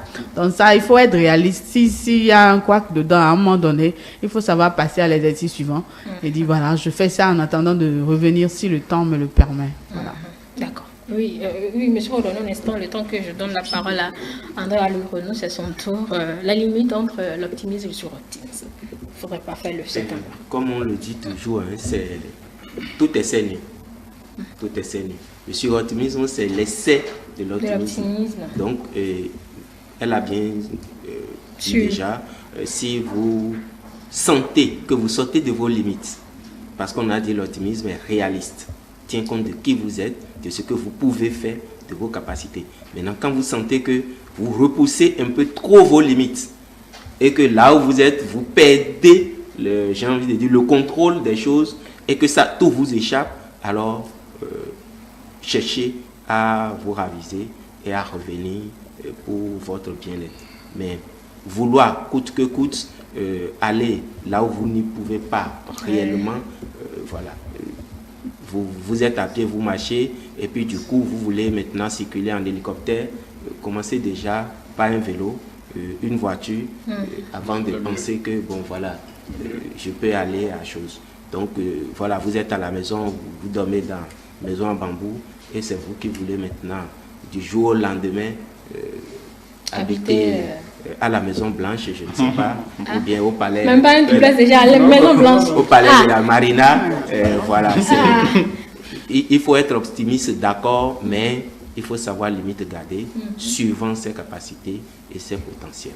D'accord. Comment peut-être éviter le suroptimisme, monsieur Sokelou? Éviter le suroptimisme. Comment? Bon, je pense que c'est comme ils ont dit, il y a un développement à l'écran. Vous voyez maintenant? Oui, pour éviter le suroptimisme, pour moi, il faut savoir avoir l'esprit de discernement. Vous voyez maintenant? Savoir que, bon, j'ai déjà assez donné ici, peut-être qu'il faut que j'aille semer de l'autre côté, que j'essaye encore de cette terre que j'ai là, que je lui apporte un peu plus d'engrais et pourquoi pas essayer de trouver un mentor, quelqu'un qui a déjà un peu d'expérience, qui peut m'orienter parce que personne n'a la science infuse et même celui-là qui est expert, c'est peut-être dans les conseils qu'il commence à te donner et vous commencez à discuter que lui-même il constate que ah oui, tu peux encore le faire de cette manière-là et ça va réussir. Je pense que pour éviter le suroptimisme, il faut vraiment rester dans le réalisme. Voilà, dans le réalisme aussi. Oui, monsieur Rodonneau, vous voulez prendre la parole, vous l'avez. Bon, je voulais juste compléter ce qu'ont dit ceux qui m'ont précédé et compléter pour éviter le suroptimisme. Cette lisière, c'est d'abord éviter ce qu'on appelle la folie des grandes ambitions. C'est vrai, c'est bon d'avoir des grandes ambitions, mais il faut éviter cette folie-là des grandes ambitions. La deuxième des choses, la deuxième politique ou stratégie, c'est d'éviter de trop se surestimer. C'est bon de vous estimer, mais comprenez à un moment donné que vous ne pouvez pas être Dieu. Vous êtes Dieu, né de Dieu, parce qu'il est écrit dans la Bible que tous ceux qui sont nés de Dieu sont Dieu, mais ils ne sont pas Dieu sur Dieu. D'accord? J'ai l'optimisme que je peux ressusciter les morts. Mais quand je vois ce cas-là, vraiment, je ne peux pas, je disparais, c'est tout. Encore que. Jésus a marché sur les eaux et c'est moi qui. Bon, laissons Jésus en paix. On va le laisser en paix. Et puis c'est vous qui dites que vous allez sauter dans la mer et ressortir. Cette folie-là, cette surestimation de votre propre personne va vous amener à vous perdre carrément. Et ce que vous pensez que vous pouvez réaliser demain, ce que vous pensez que vous pouvez réussir demain, finalement, vous ne pensez pas passer à côté de ça. Alors, pour réussir, il faut donc alors avoir à votre côté souvent des coachs qui sont très importants. Il faut avoir des maîtres spirituels. C'est très important. Comme on le dit, on ne finit jamais de grandir, de connaître. Et comme on le dit, l'enfant sait courir, mais il ne sait pas où est-ce qu'il va se cacher. C'est ça, en fait, l'optimisme chez l'enfant. Il peut courir d'ici par à coup, mais il va finir par se cacher même dans la chambre où il y a son ennemi qui va lui casser la tête la nuit. Mais par contre, lorsqu'il a un vieux, lorsqu'il a un sage, lorsqu'il a un maître spirituel, lorsqu'il a un mentor, lorsqu'il a un coach qui est avec lui, il peut quand même arriver à l'encadrer, l'orienter, pour qu'il puisse éviter cette folie-là qui peut l'amener à l'extrême. Il y a des gens qui sont meilleurs.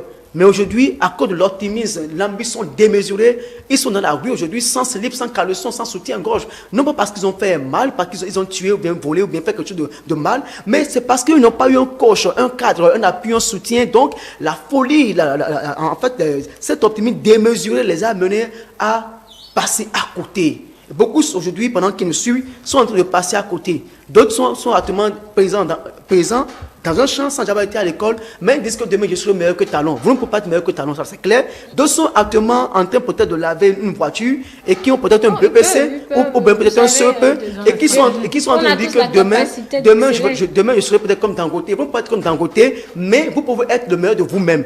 Quand vous voulez être optimiste, pour éviter d'aller dans le sur-optimisme, ne vous comparez pas à quelqu'un. Ne dites pas que je peux être comme lui, je peux être meilleur que lui. On peut avoir des modèles dans l'optimisme. On peut avoir des modèles, mais on ne se compare pas à ces modèles-là. On ne se compare pas aux modèles. On triche les modèles. Comment les modèles ont réussi? Quel a été le meilleur des modèles? Je copie. Quel a été l'échelle des modèles? J'essaie d'améliorer l'échelle des modèles pour être meilleur à moi. Donc, on est meilleur à soi-même et non meilleur aux autres. Donc, pour éviter le sur-optimisme, il faut stopper ce qu'on appelle la folie des grandeurs. Il faut éviter ce qu'on appelle les ambitions démesurées. Il faut éviter de vous surestimer. C'est vous qu'on ne peut pas conseiller. Vous êtes meilleur, vous êtes Dieu. On ne peut pas vous conseiller. On ne peut pas vous orienter. Vous allez finir par passer à côté. En voulant être optimiste, vous allez passer à côté. Voilà ce que je peux dire par rapport à moi. Je voudrais aussi ajouter un truc. Oui, 2 secondes.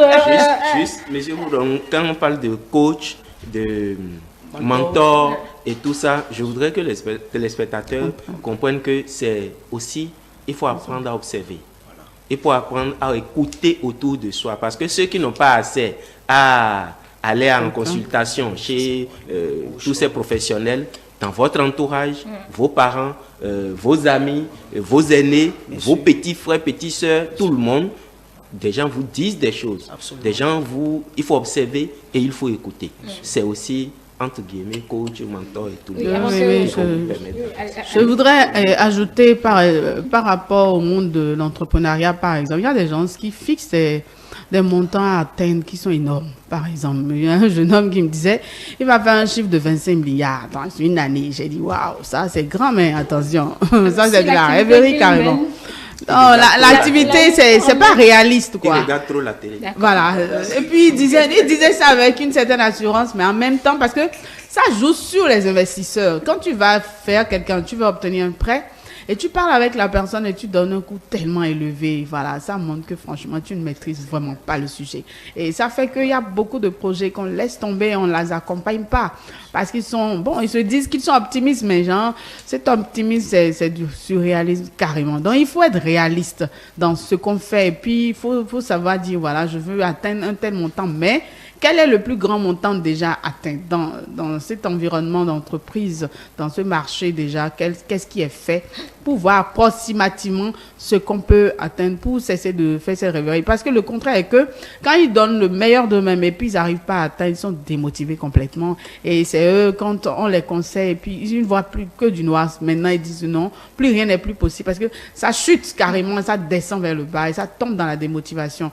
Donc, c'est ce qu'il faut vraiment éviter et ne pas être vraiment surréaliste dans toutes nos décisions. Oui, et je voulais juste préciser que vous pouvez avoir des modèles si vous en avez envie, mais selon ce que M. Rodon disait, c'est d'essayer d'être réaliste dans vos modèles, de ne pas forcément dire que vous voulez... Rester dans la comparaison. Voilà, de ne pas rester dans de la comparaison. Vous pouvez avoir des modèles, récupérer le processus de réussite, améliorer leur échec et vous allez de l'avant. Ne vous comparez pas forcément à eux. J'ai bien résumé vos idées.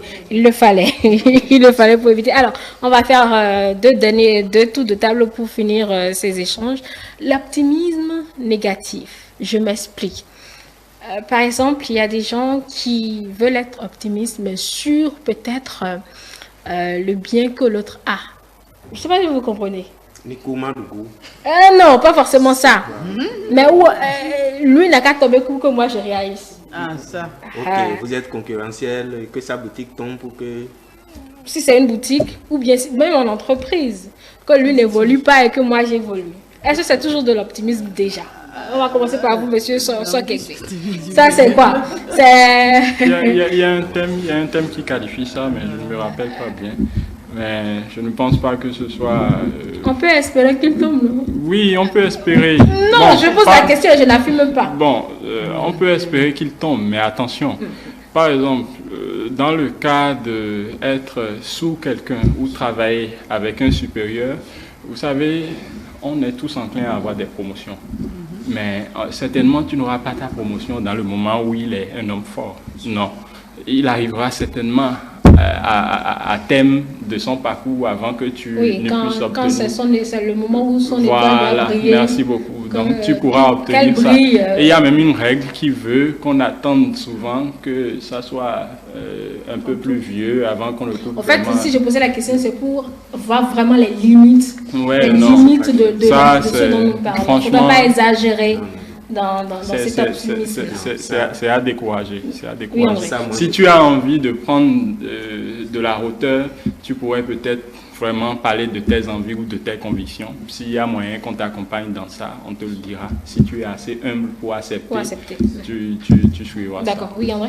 Sinon, Merci beaucoup. Je pense que c'est aussi d'actualité dans nos structures, dans nos entreprises, dans les institutions, où on refuse de prouver son potentiel et on met les bâtons dans les roues de celui de celui qui a la place qu'on envie. Non, je pense que on se fait mal soi-même. Parce qu'on a dit l'optimisme, c'est pas du tout de l'optimisme. L'optimisme, c'est utiliser ses potentiels et meubler tout ça pour aller de l'avant. Quand vous avez de la concurrence, ça vous pousse à travailler davantage.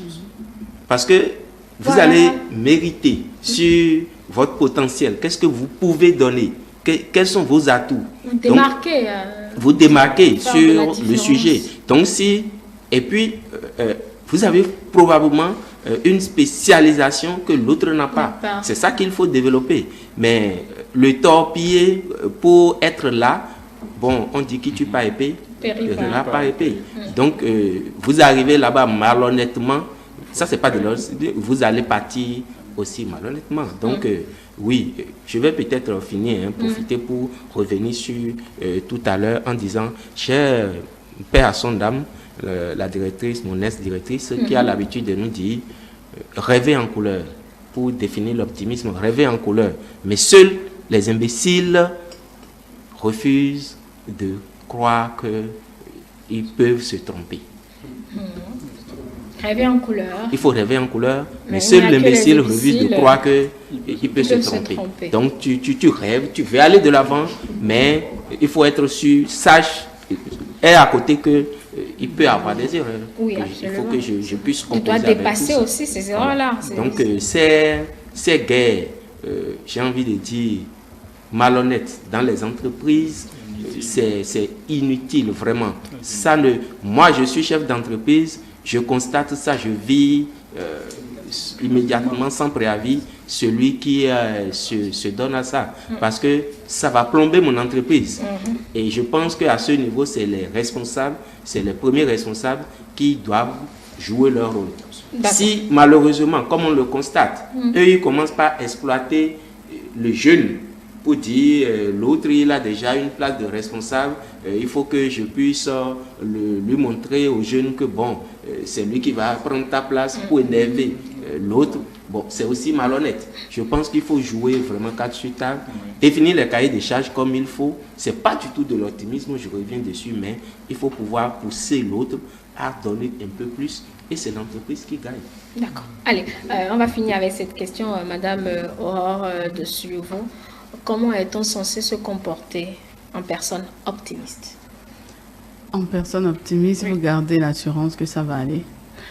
Il faut espérer que ça va marcher, que ça va se résoudre.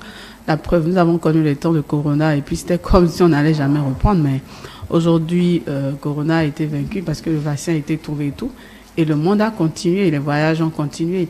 Or, quand on traversait ces périodes, c'était pas donné à l'avance, c'était comme si le monde allait s'arrêter. Les gens se sont retrouvés au chômage, au chômage, difficile de se saluer, de s'embrasser. On pouvait même pas aller à Boycon, d'éternuer en plein. C'était pas la joie, on pouvait pas se saluer et tout. Mais aujourd'hui, c'est-à-dire nous sommes après tous ces événements-là, c'est des preuves qu'en réalité, les choses bizarres peuvent arriver, mais en réalité, il faut rester positif, que ça va aller, et ça va s'accomplir. Et nos projets, continuer à nourrir des projets. Il ne faut pas cesser d'avoir des projets. Il ne faut pas cesser d'avoir des objectifs. Il faut toujours se fixer des objectifs, quel que soit ce qu'on entend, et réduire un peu ce qui est négatif si ça ne te fait pas du bien. Je dis souvent, c'est moi qui paie quand même la facture de ma télé. Bon, il y a des chaînes qui ne nourrissent pas ma conviction, c'est mieux de ne pas allumer ça et de prendre des chaînes qui nous avantagent, parce que les médias aussi contribuent un peu C'est genre de choses. Je me rappelle à l'époque, on dit tout le temps quelqu'un est mort aujourd'hui, quelqu'un est mort aujourd'hui. Ça inhibe les actions à un moment donné, quoi. Surtout pendant ce temps. Oui. Donc, du coup, il faut savoir trier et rester positif et être objectif aussi. Si tu fais tous tes efforts et que tu trouves que ça ne peut pas aller, bon, il faut savoir dire oui, bon, tout viendra, le temps viendra. Et puis, il ne faut pas être négatif, voilà, et épier quelqu'un, convoiter quelqu'un au point où le fait de descendre pour prendre sa place, tu ne feras jamais comme l'autre, même si tu prends sa place. Et les gens verront la différence parce que là, ça devient du copisme carrément. Et les gens font vite la différence que voilà, tu essaies de te mettre dans la peau de quelqu'un qui n'est pas là et finiront pas certainement te rejeter. Enfin, quand on a de ces comportements bizarres là, parce que chacun est unique en son genre et a des caractères, des qualités uniques. Tu ne peux qu'être que toi. Absolument. Ouais. Oui, sur la même question, monsieur Sokegbe David. Une personne optimiste doit savoir que tant qu'il n'a pas encore le résultat, ce n'est pas fini et qu'il reste encore du travail à faire, du chemin à faire. Et pourquoi pas s'entourer de personnes qui peuvent l'aider à atteindre son objectif. S'il est croyant, prier Dieu, rester humble et certainement il aura le résultat escompté. D'accord. Le comportement, d'abord il faut ce qu'on appelle l'humilité, il faut être vraiment humble. Parce que si vous n'êtes pas humble, vous ne pouvez pas rester optimiste, vous aurez besoin forcément du plus petit que vous parfois, qui pourra quand même vous montrer la voie, le chemin, vous aider à réussir. Et à part l'humilité que vous devez cultiver en vous-même, il faut cultiver ce qu'on appelle l'estime de votre propre personne. Et après cela, il faut cultiver ce qu'on appelle la confiance, la motivation en soi. Vous devez être régulièrement confiant, vous devez être à même de vous transférer régulièrement ce qu'on appelle les pensées positives, les énergies positives. N'attendez pas que ce soit votre alentour qui vous encourage. Beaucoup sont tombés comme ça parce que quand on ne les encourage pas, ils perdent rapidement le fil, ils perdent l'émotion. Et puis bon, donc vous devez être la même personne qui vous encourage. Autre comportement qu'il faut avoir quand vous voulez rester optimiste, c'est la culture. Il faut vous cultiver régulièrement, il faut être curieux, il faut avoir la soif, avoir le désir, avoir la passion de la connaissance. Il faut chercher régulièrement à connaître qu'est-ce qui se passe autour de moi, qu'est-ce qu'on peut améliorer, qu'est-ce qu'on peut changer, et ça vous permet de rester optimiste. Et pour finir, c'est qu'il faut que vous puissiez avoir ce qu'on appelle l'auto-évaluation. N'attendez pas qu'on vous évalue. Si vous voulez être optimiste, vous devez savoir comment vous évaluer vous-même. Vous devez vous évaluer. C'est au terme de l'évaluation que vous pouvez dire, ok, après que je me sois évalué, voilà mes forces, voilà mes faiblesses, voilà ce qui me manque, voilà ce que je peux ajouter à ma personnalité, à mon ego, à ça, pour pouvoir réussir. Je crois que c'est de petites astuces qu'on peut développer pour pouvoir rester optimiste. Oui, André, pour finir. Moi, je vais résumer ça en humilité, discernement. D'accord. Comme on le dit, mise à jour, il a dit autrement évaluation, c'est-à-dire il faut se réinventer, se réactualiser, il ne faut pas rester statique parce que je suis optimiste sur une action, l'action a réussi, donc c'est fini. L'optimisme se renouvelle perpétuellement et donc et aussi vraiment, comme je l'ai dit, beaucoup de persévérance. D'accord, merci beaucoup. On a fait le tour, hein? Ou bien quelqu'un a manqué de dire quelque chose? Oui, bon, ce que je voudrais ajouter, c'est vrai, bon, le pessimisme, on a vu le côté négatif. Mais dans un groupe, dans un groupe, quand il y a un tout le monde voit que du positif, des fois, on n'a pas de l'élan. Ah, mais c'est ça que je vous demandais, vous avez dit quoi positif? Non, on n'a pas de l'élan. Développement personnel, la pensée positive. Non, il faut qu'il y ait quelqu'un qui dise non, on n'y croit pas, pour qu'on ait assez de carburant en soi. Pouvoir aller de l'avant, c'est banal, mais il le faut là. Il ne faut pas. En fait, quelqu'un qui pose des questions pertinentes pour vous amener à réfléchir est différent de quelqu'un qui plombe le moral. Merci. Qui décourage tout l'élan que vous avez. Non, mais bon, moi je ne sais pas. Hein. Et qui ne veut pas avancer, quels que soient les arguments. Parce que même le pessimisme dont vous parlez, est-ce que si encore je peux appeler ça pessimisme, c'est quelqu'un vous posez, il dit, mais et si on faisait ça et que ça arrivait? Quelles sont les dispositions non, la personne ne dit pas, parce que moi je suis dans l'organisation des événements. Il y a des fois, je mets 2 mois pour organiser un truc et puis la personne me dit carrément, oh, je n'y crois pas.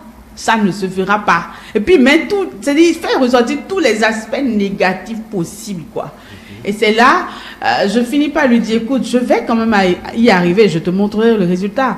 Et ça me donne de l'élan pour ne pas maintenant annuler l'événement, parce qu'il y a au moins quelqu'un à qui il faut prouver que c'est possible. Et c'est quand on finit maintenant, on envoie la vidéo à tous ceux-là qui n'ont pas cru au départ, qui n'ont pas mis leur sous. Enfin, on essaie d'envoyer la vidéo à tout ce monde-là.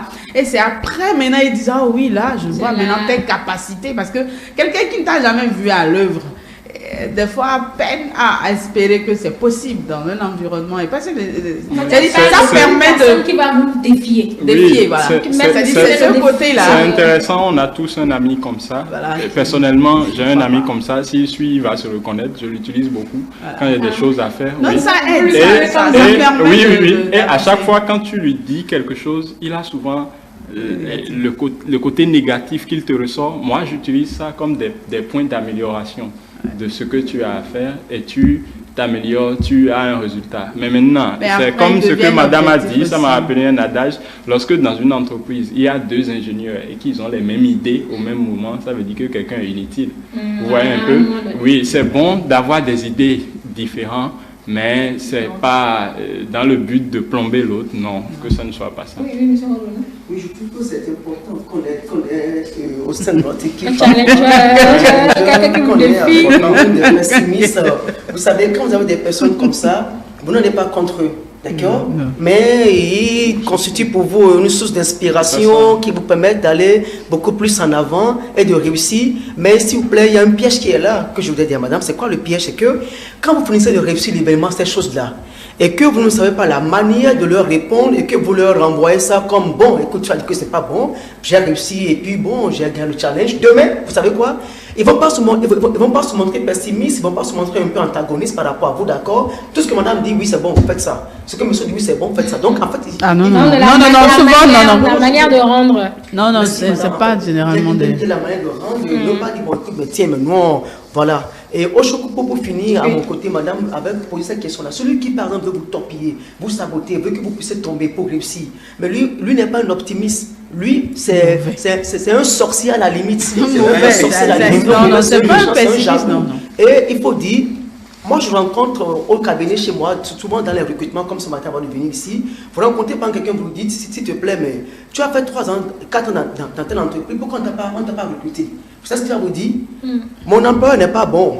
Il ne me paie pas bien le salaire, si et ça. Mais si vous partez pour parler mal de votre employeur, écoutez, mais vous n'êtes pas un optimiste, d'accord? Ou d'autres personnes, quand ils vont peut-être sur un terrain, ils vous vendent le même produit, vous êtes tous des concurrents, et vous détournez l'attention du prospect ou du client sur votre peut-être des côtés négatifs de votre produit, et vous commencez par saboter le concurrent, pas parler mal de ses produits. Vous n'êtes pas optimiste. Au contraire, le client dit, mais si vous parlez mal comme ça de l'autre, ça veut dire que c'est comme ça, vous allez parler mal de moi aussi.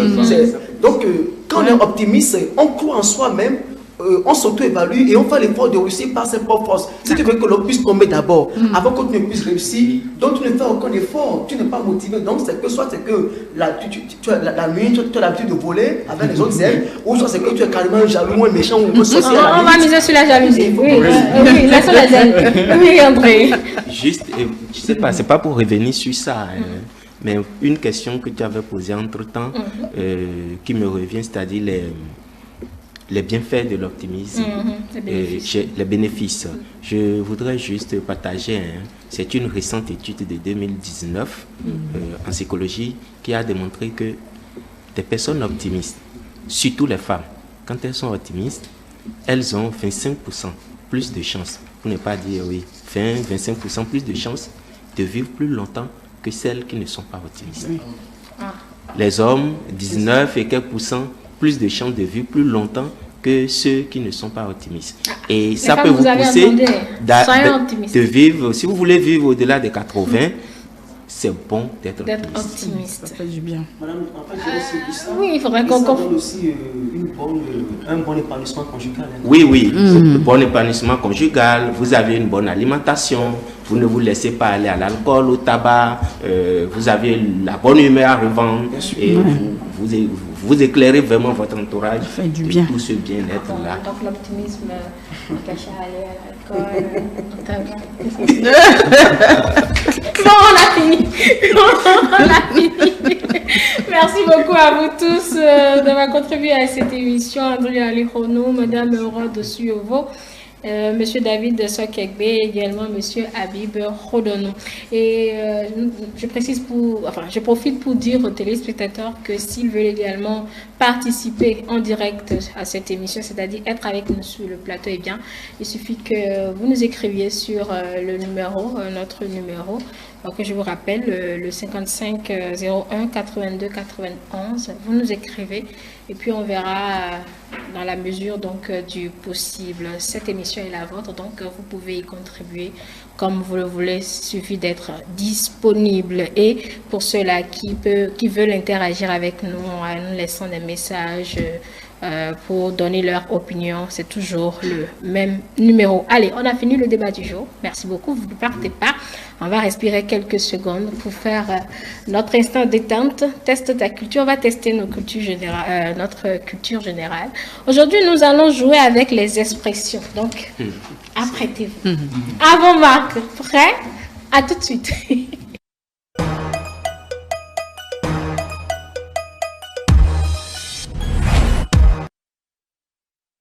Bon, il n'y a pas d'équipe aujourd'hui. Il faudrait que je vous enlève ça tout de suite de la tête. Il n'y a pas d'équipe aujourd'hui.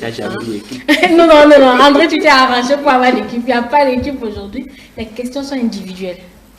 Chacun a une liste de 7 questions. Chacun. Oui, chacun. Vous êtes 4. Oui, vous avez les... J'ai dit, on joue aujourd'hui avec les expressions. On va tâcher d'être optimiste. Oui, c'est optimiste. Vous avez trop défendu la tête, donc vous n'avez d'autre choix que d'être optimiste. Il le faut. Donc, je suis le pessimiste parmi vous. C'est vous qui mettez le défi. Donc, voilà, on a trouvé tous les camps possibles. Voilà. On va commencer par qui? Vous êtes 4. On est au L'optimiste, non. Je préfère l'optimiste. La première liste de 7 questions pour Monsieur Rodon. Non, je vais vous les lire. C'est des expressions. On joue avec des expressions, comme je l'ai dit. On dit qu'on est fier comme... Comme moi. Comme soi. Non. Comme soi. Non. Ne pas avoir l'eau dans... Ah non, ça je connais pas. Donner sa langue au chat. Enfin, Advienne que pourra. Évidemment. Les doigts dans... Oui. C'est pas vous, André. Oui. Le droit... Non, vous n'y êtes pas. 1 fois 2. Je connais pas.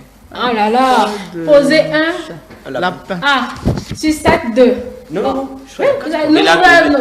Il a trouvé le doigt dans le nez. Non, il n'a pas trouvé, c'est vous qui l'avez dit. pessimiste. C'est vous qui l'avez dit, non, c'est vous qui avez donné la réponse. l'optimisme.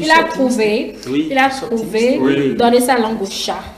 Et il a trouvé, poser un lapin. C'est fini. Oui. Advienne que pourra. Ah, vous avez dit ça? Je l'ai pas entendu. Advienne que pourra. Advienne que pourra. C'est l'optimisme. Non, on dit fier comme un pou. Ah, d'accord. Faire comme Un pou. Fier comme un pou. Et comment on écrit? Un pou. POI. Pou. Ouais. Fier comme un pou. Oui, comme il est dans les cheveux, les cheveux là, le il est fournier, peinard quoi. Voilà. Ne pas voir l'eau dans la mer. Ça veut dire que la chose est devant vous. Et puis vous ne la voyez pas. Donc l'eau dans la mer, vous ne la voyez pas. Allez, donnez sa langue au chat, vous l'avez trouvé. Advienne que pourra, vous l'avez trouvé. Les doigts dans le nez. Je l'ai fait, le doigt dans le nez.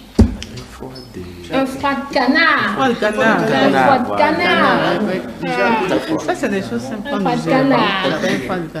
Et enfin, poser un lapin. Voilà. Le pessimiste, c'est à vous. Deuxième liste. André, c'est à vous. La grâce deuxième liste. matinée. Allez, faire la grâce. Matinée. Rouler dans... L'huile. Non. Joindre les... Oh là là, madame. Il est seul. Non, c'est merci. C'est éliminé. La question, la question est éliminée. La vie ne fait pas. La vie ne fait pas le moine. D'accord. Par Monzé. Monzé Vallée. Non. Être dans les... Nuages. Non. Promettre Monzé. Merveille. Enfin. Ah, Enfin. Ah, mais j'ai trouvé quand même. 2. Vous avez trouvé 2. Faire la grâce... Non, 3. Faire la grâce matinée, joindre la debout. La vie ne fait pas le moine. Ça fait 3. C'est fini, non? Et vous avez trouvé, voilà, 4 promettre, monts et merveilles. Donc, on dit... Si on fouille bien, j'ai trouvé ça. donc, je reprends. Faire la grasse matinée. Rouler dans la farine. Dans la farine. Rouler dans la farine. Joindre les deux bouts. La vie ne fait pas le moine. Par monts et par veaux. C'est pas vous. Par monts et par veaux. Voilà. Ok. Par monts et par veaux. Être dans les vapes. Oui. Je suis tombée dans les vapes. Ah, d'accord. Promettre, monts et merveilles. C'est marrant. Voilà. 4 sur 7. C'est bon, Un meilleur score que l'optimiste. Le pessimiste, ça fait mieux que l'optimiste. Bon, ce n'est qu'un jeu. C'est pour changer, je vais devenir optimiste. Troisième liste de questions pour Monsieur Sokekbe David. Ouais. Filet A. Non, je ne l'ai pas. Ok. Cheval, non, oui. Non. Se mettre sur son. 41 ou bien 31. Qu'est-ce que vous répondez? 31. Hein? 31. D'accord. Tomber dans les. Vape. Non. Dans les nuages. Non. Bon, ok. Presser comme un. Non. Vous passez, d'accord. Mettre son grain de. De sel. D'accord. De la poudre. D'escamp. De la poudre Aux yeux. Ok. Avoir les dents. Avoir les dents. De l'aide. Avoir les dents. Non. De l'aide. Avoir les dents. Non. Avoir les les dents. dents Non, longues. non, longue. Oh là là. Avoir Oh là les dents. Allez, c'est filière anglaise. Il a filière anglaise. Ok, Se ouais, mettre ouais. sur son 31. Ouais. Tomber dans les pommes. Ouais. Être dans les vapes. Mais tomber dans les pommes. Presser comme un citron. Ah bon? Ouais. Oui, oui. Presser comme un Wow. citron. Merci. C'est l'expression là. Ouais. Oh. Mettre son grain de sel. Oui. De la poudre aux yeux. Oh, Dieu. Dieu. Avoir les dents longues. Vous en avez trouvé 3 sur 7. Il faut que l'optimisme ait La bonne c'est pas Oh, Cathy. Allez, là, vous devenez pessimiste. Allez, 4e liste d'expressions pour Madame Aurore de Suivre. Veillez au. Grain de Merci. Le dindon de la. Oh, bon, c'est éliminé. Ils ont dit. Eh, non, pas trouvé. C'est éliminé. Monter au. cheval. Non. Non. Casser ça. Pipe. Merci. Un secret de. Polichinelle. Évidemment. Faire l'école. C'est pas vous. C'est pas vous la question. C'est pas vous la question est adressée. C'est une équipe. Et puis la dernière question. Revenir. Non. Revenir. Je suis revenu. Bredouille. Bredouille. Oh là là. Bredouille. Bredouille. Veiller au grain des noms de la face. Monter au. Non, elle a trouvé que 2. Merci d'avoir précisé. Vous avez. Donc je Nous avons reprends. trouvé Veiller que- au grain, le dédon de la face, monter au pinacle. Monter au pinacle. Au Casser pinacle. sa pipe. Un secret de polichinelle. Polichinelle. Faire l'école buissonnière. Bon, buissonnière, on l'a tous le fait. Non, on casse sa pipe, c'est une expression. Et revenu bredouille. Voilà ce qu'il fallait trouver pour repartir avec chacun un bonbon de... Enfin, un biscuit de 100 francs. En même temps. Non, c'était 7 sur 7, c'est des expressions. C'est pas des questions difficiles, c'est ça des questions. Un biscuit de 100 francs. En Non, même non. temps. 7 questions, un biscuit de 100 francs. Voilà. Mais Ah aucun bon, de sept? vous n'a fait 7 sur C'est 7. beaucoup ça. Non. Votre optimisme d'aujourd'hui n'a pas marché. Non mais bon, on n'a pas eu 0 hein. Non, vous n'avez pas eu C'est zéro. les étoiles au moins. Tout au moins, tout au moins, tout au moins. Voilà, c'est tout. Merci beaucoup. Merci, chers amis. On va se donner rendez-vous la prochaine fois sur d'autres thématiques, mesdames et messieurs. Mais vous, je vous retrouve tout de suite avec Modeste de Soutogbe pour la dernière rubrique de cette émission.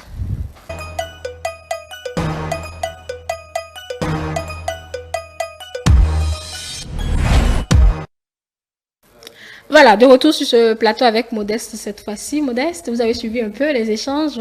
Voilà.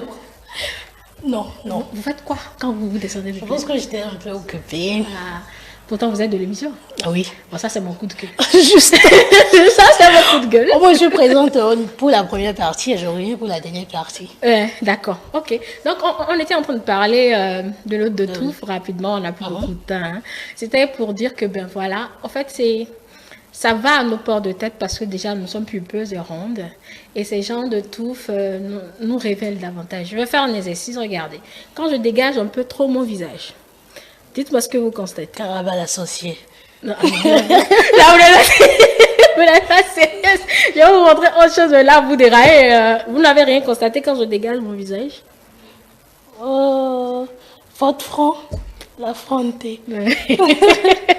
Non, c'est juste un peu pour dire que quand on a un visage rond comme les nôtres, il faut choisir des coiffes ou des tresses, si vous préférez, des coiffures ou des tresses qui aillent avec ce visage rond que vous avez. Ça donne un certain équilibre de la chose, donc une harmonie dans votre port de tête et la coiffure que vous préférez. Ça, c'était juste une petite parenthèse. Nous allons venir à l'astuce mode du jour. On parlait de ces 7 interdits-là que Madame Soren demandait de ne pas suivre parce que cela dépend de comment vous choisissez ou vous voyez les choses. Nous allons suivre la deuxième partie. La dernière fois, nous avons parlé de 3 interdits qu'elle demandait de ne pas suivre. Là, nous allons revenir sur les 4 restants. On suit et puis on revient très rapidement. Au milieu de la mode, on nous bassine souvent avec des tas d'interdits vestimentaires et de fashion faux pas, et ça en devient vraiment frustrant à la longue. Aujourd'hui, j'ai donc décidé d'aller un peu à contre-courant de cette idée d'interdits vestimentaires en vous dévoilant la liste de 7 interdits vestimentaires que je vous recommande vivement d'oublier.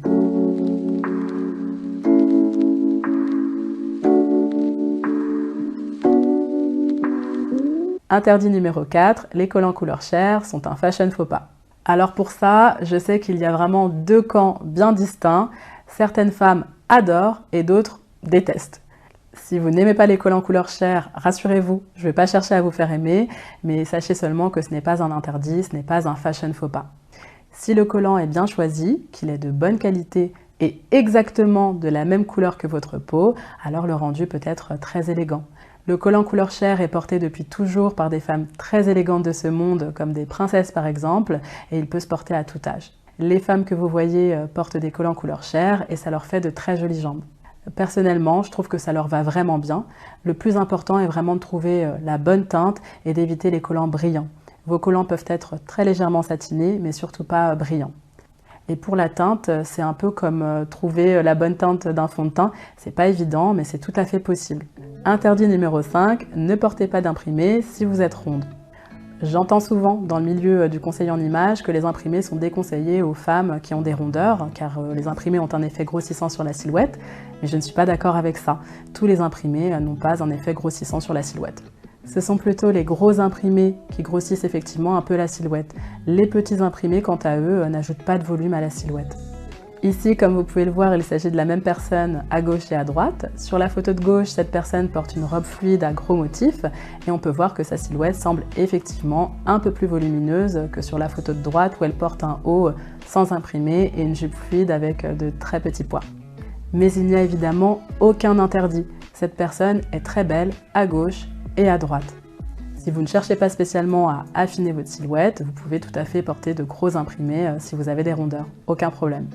Interdit numéro 6, ne portez pas de rayures horizontales si vous êtes ronde. Encore un interdit avec lequel je ne suis pas tout à fait d'accord. Tout comme les imprimés, là aussi, ce ne sont absolument pas toutes les rayures horizontales qui grossissent la silhouette. Les rayures horizontales qui peuvent réellement avoir un effet grossissant sur la silhouette sont les larges rayures horizontales. Plus les rayures sont larges et plus effectivement elles élargissent un peu la silhouette visuellement. Les fines rayures horizontales, quant à elles, n'élargissent pas spécialement la silhouette. Vous pouvez en porter sans problème, que vous soyez ronde ou fine. Mais il est vrai que même si les rayures sont fines, les rayures attirent l'œil. Donc si vous avez par exemple un buste imposant ou de larges épaules et que vous souhaitez les atténuer visuellement, évitez les rayures horizontales, même fines, sur le haut de votre corps. Portez-les plutôt sur le bas de votre corps. Mais il s'agit seulement d'une recommandation, donc même si vous avez une carrure imposante, si vous le souhaitez, vous pouvez tout à fait porter de fines rayures horizontales ou même de larges rayures horizontales. Et pour finir, là il ne s'agit pas vraiment d'un interdit vestimentaire, mais plutôt d'une règle de mode qui dit que les rayures verticales affinent et allongent la silhouette. Donc je ne suis pas tout à fait d'accord avec ça. Ce ne sont pas toutes les rayures verticales qui allongent et affinent la silhouette. Les larges rayures verticales peuvent tout à fait grossir la silhouette. Ici par exemple, il s'agit de la même personne sur la photo de gauche et sur la photo de droite, et on peut voir que les larges rayures verticales étoffent un peu plus sa silhouette que les fines rayures verticales. Les fines rayures verticales ont un effet allongeant et affinant sur la silhouette, contrairement aux larges rayures verticales. Sachez aussi que l'effet grossissant ou non des rayures et des imprimés est aussi une question de contraste des couleurs. Par exemple, de larges rayures horizontales beige et marron ne rendront pas pareil que de larges rayures horizontales bleu vif et blanches. Le contraste est beaucoup plus saisissant entre le bleu vif et le blanc qu'entre le beige et le marron. Un haut avec de larges rayures marron et beige aura donc tendance à moins grossir qu'un haut bleu vif et blanc. Tout ça pour dire que je vous conseille donc de ne jamais vous arrêter sur une idée reçue et de toujours tenter des essayages. Même si vous pensez que le vêtement ne vous ira pas de prime abord, rien ne vous empêche d'essayer pour en être sûr. Voilà, Modeste, vous vous retrouvez? Oui, je pense que je me retrouve. Je me suis rappelé au cours quand je suivais la vidéo que vous m'avez entendu dire. Je portais des pantalons rayures. Vous m'avez demandé de plus les mettre parce que ça me faisait un peu grossir. Ça dépendait de la rayure. Exactement. Je parlais du type de rayure que vous avez mis. Mais là, je comprends mieux et j'ai quand même arrêté. Après, j'ai fait l'essai avec d'autres tenues qui étaient des rayures. J'ai vraiment compris que ça m'élargissait encore plus. Voilà. Donc, l'objectif n'est pas vous contraindre à l'achat. Hein. Non, l'objectif, c'est déjà savoir choisir vos vêtements selon ce que vous avez déjà, évidemment, selon votre morphologie. Donc, en matière d'habillement, nous, les femmes, nous aimons bien nous habiller. Et notre contribution, c'est cela, vous aider à mieux et bien vous habiller. Ça finit pour aujourd'hui. On va se donner rendez-vous demain, Modeste. Avec le même plaisir, évidemment. Allez, à demain, mesdames et messieurs.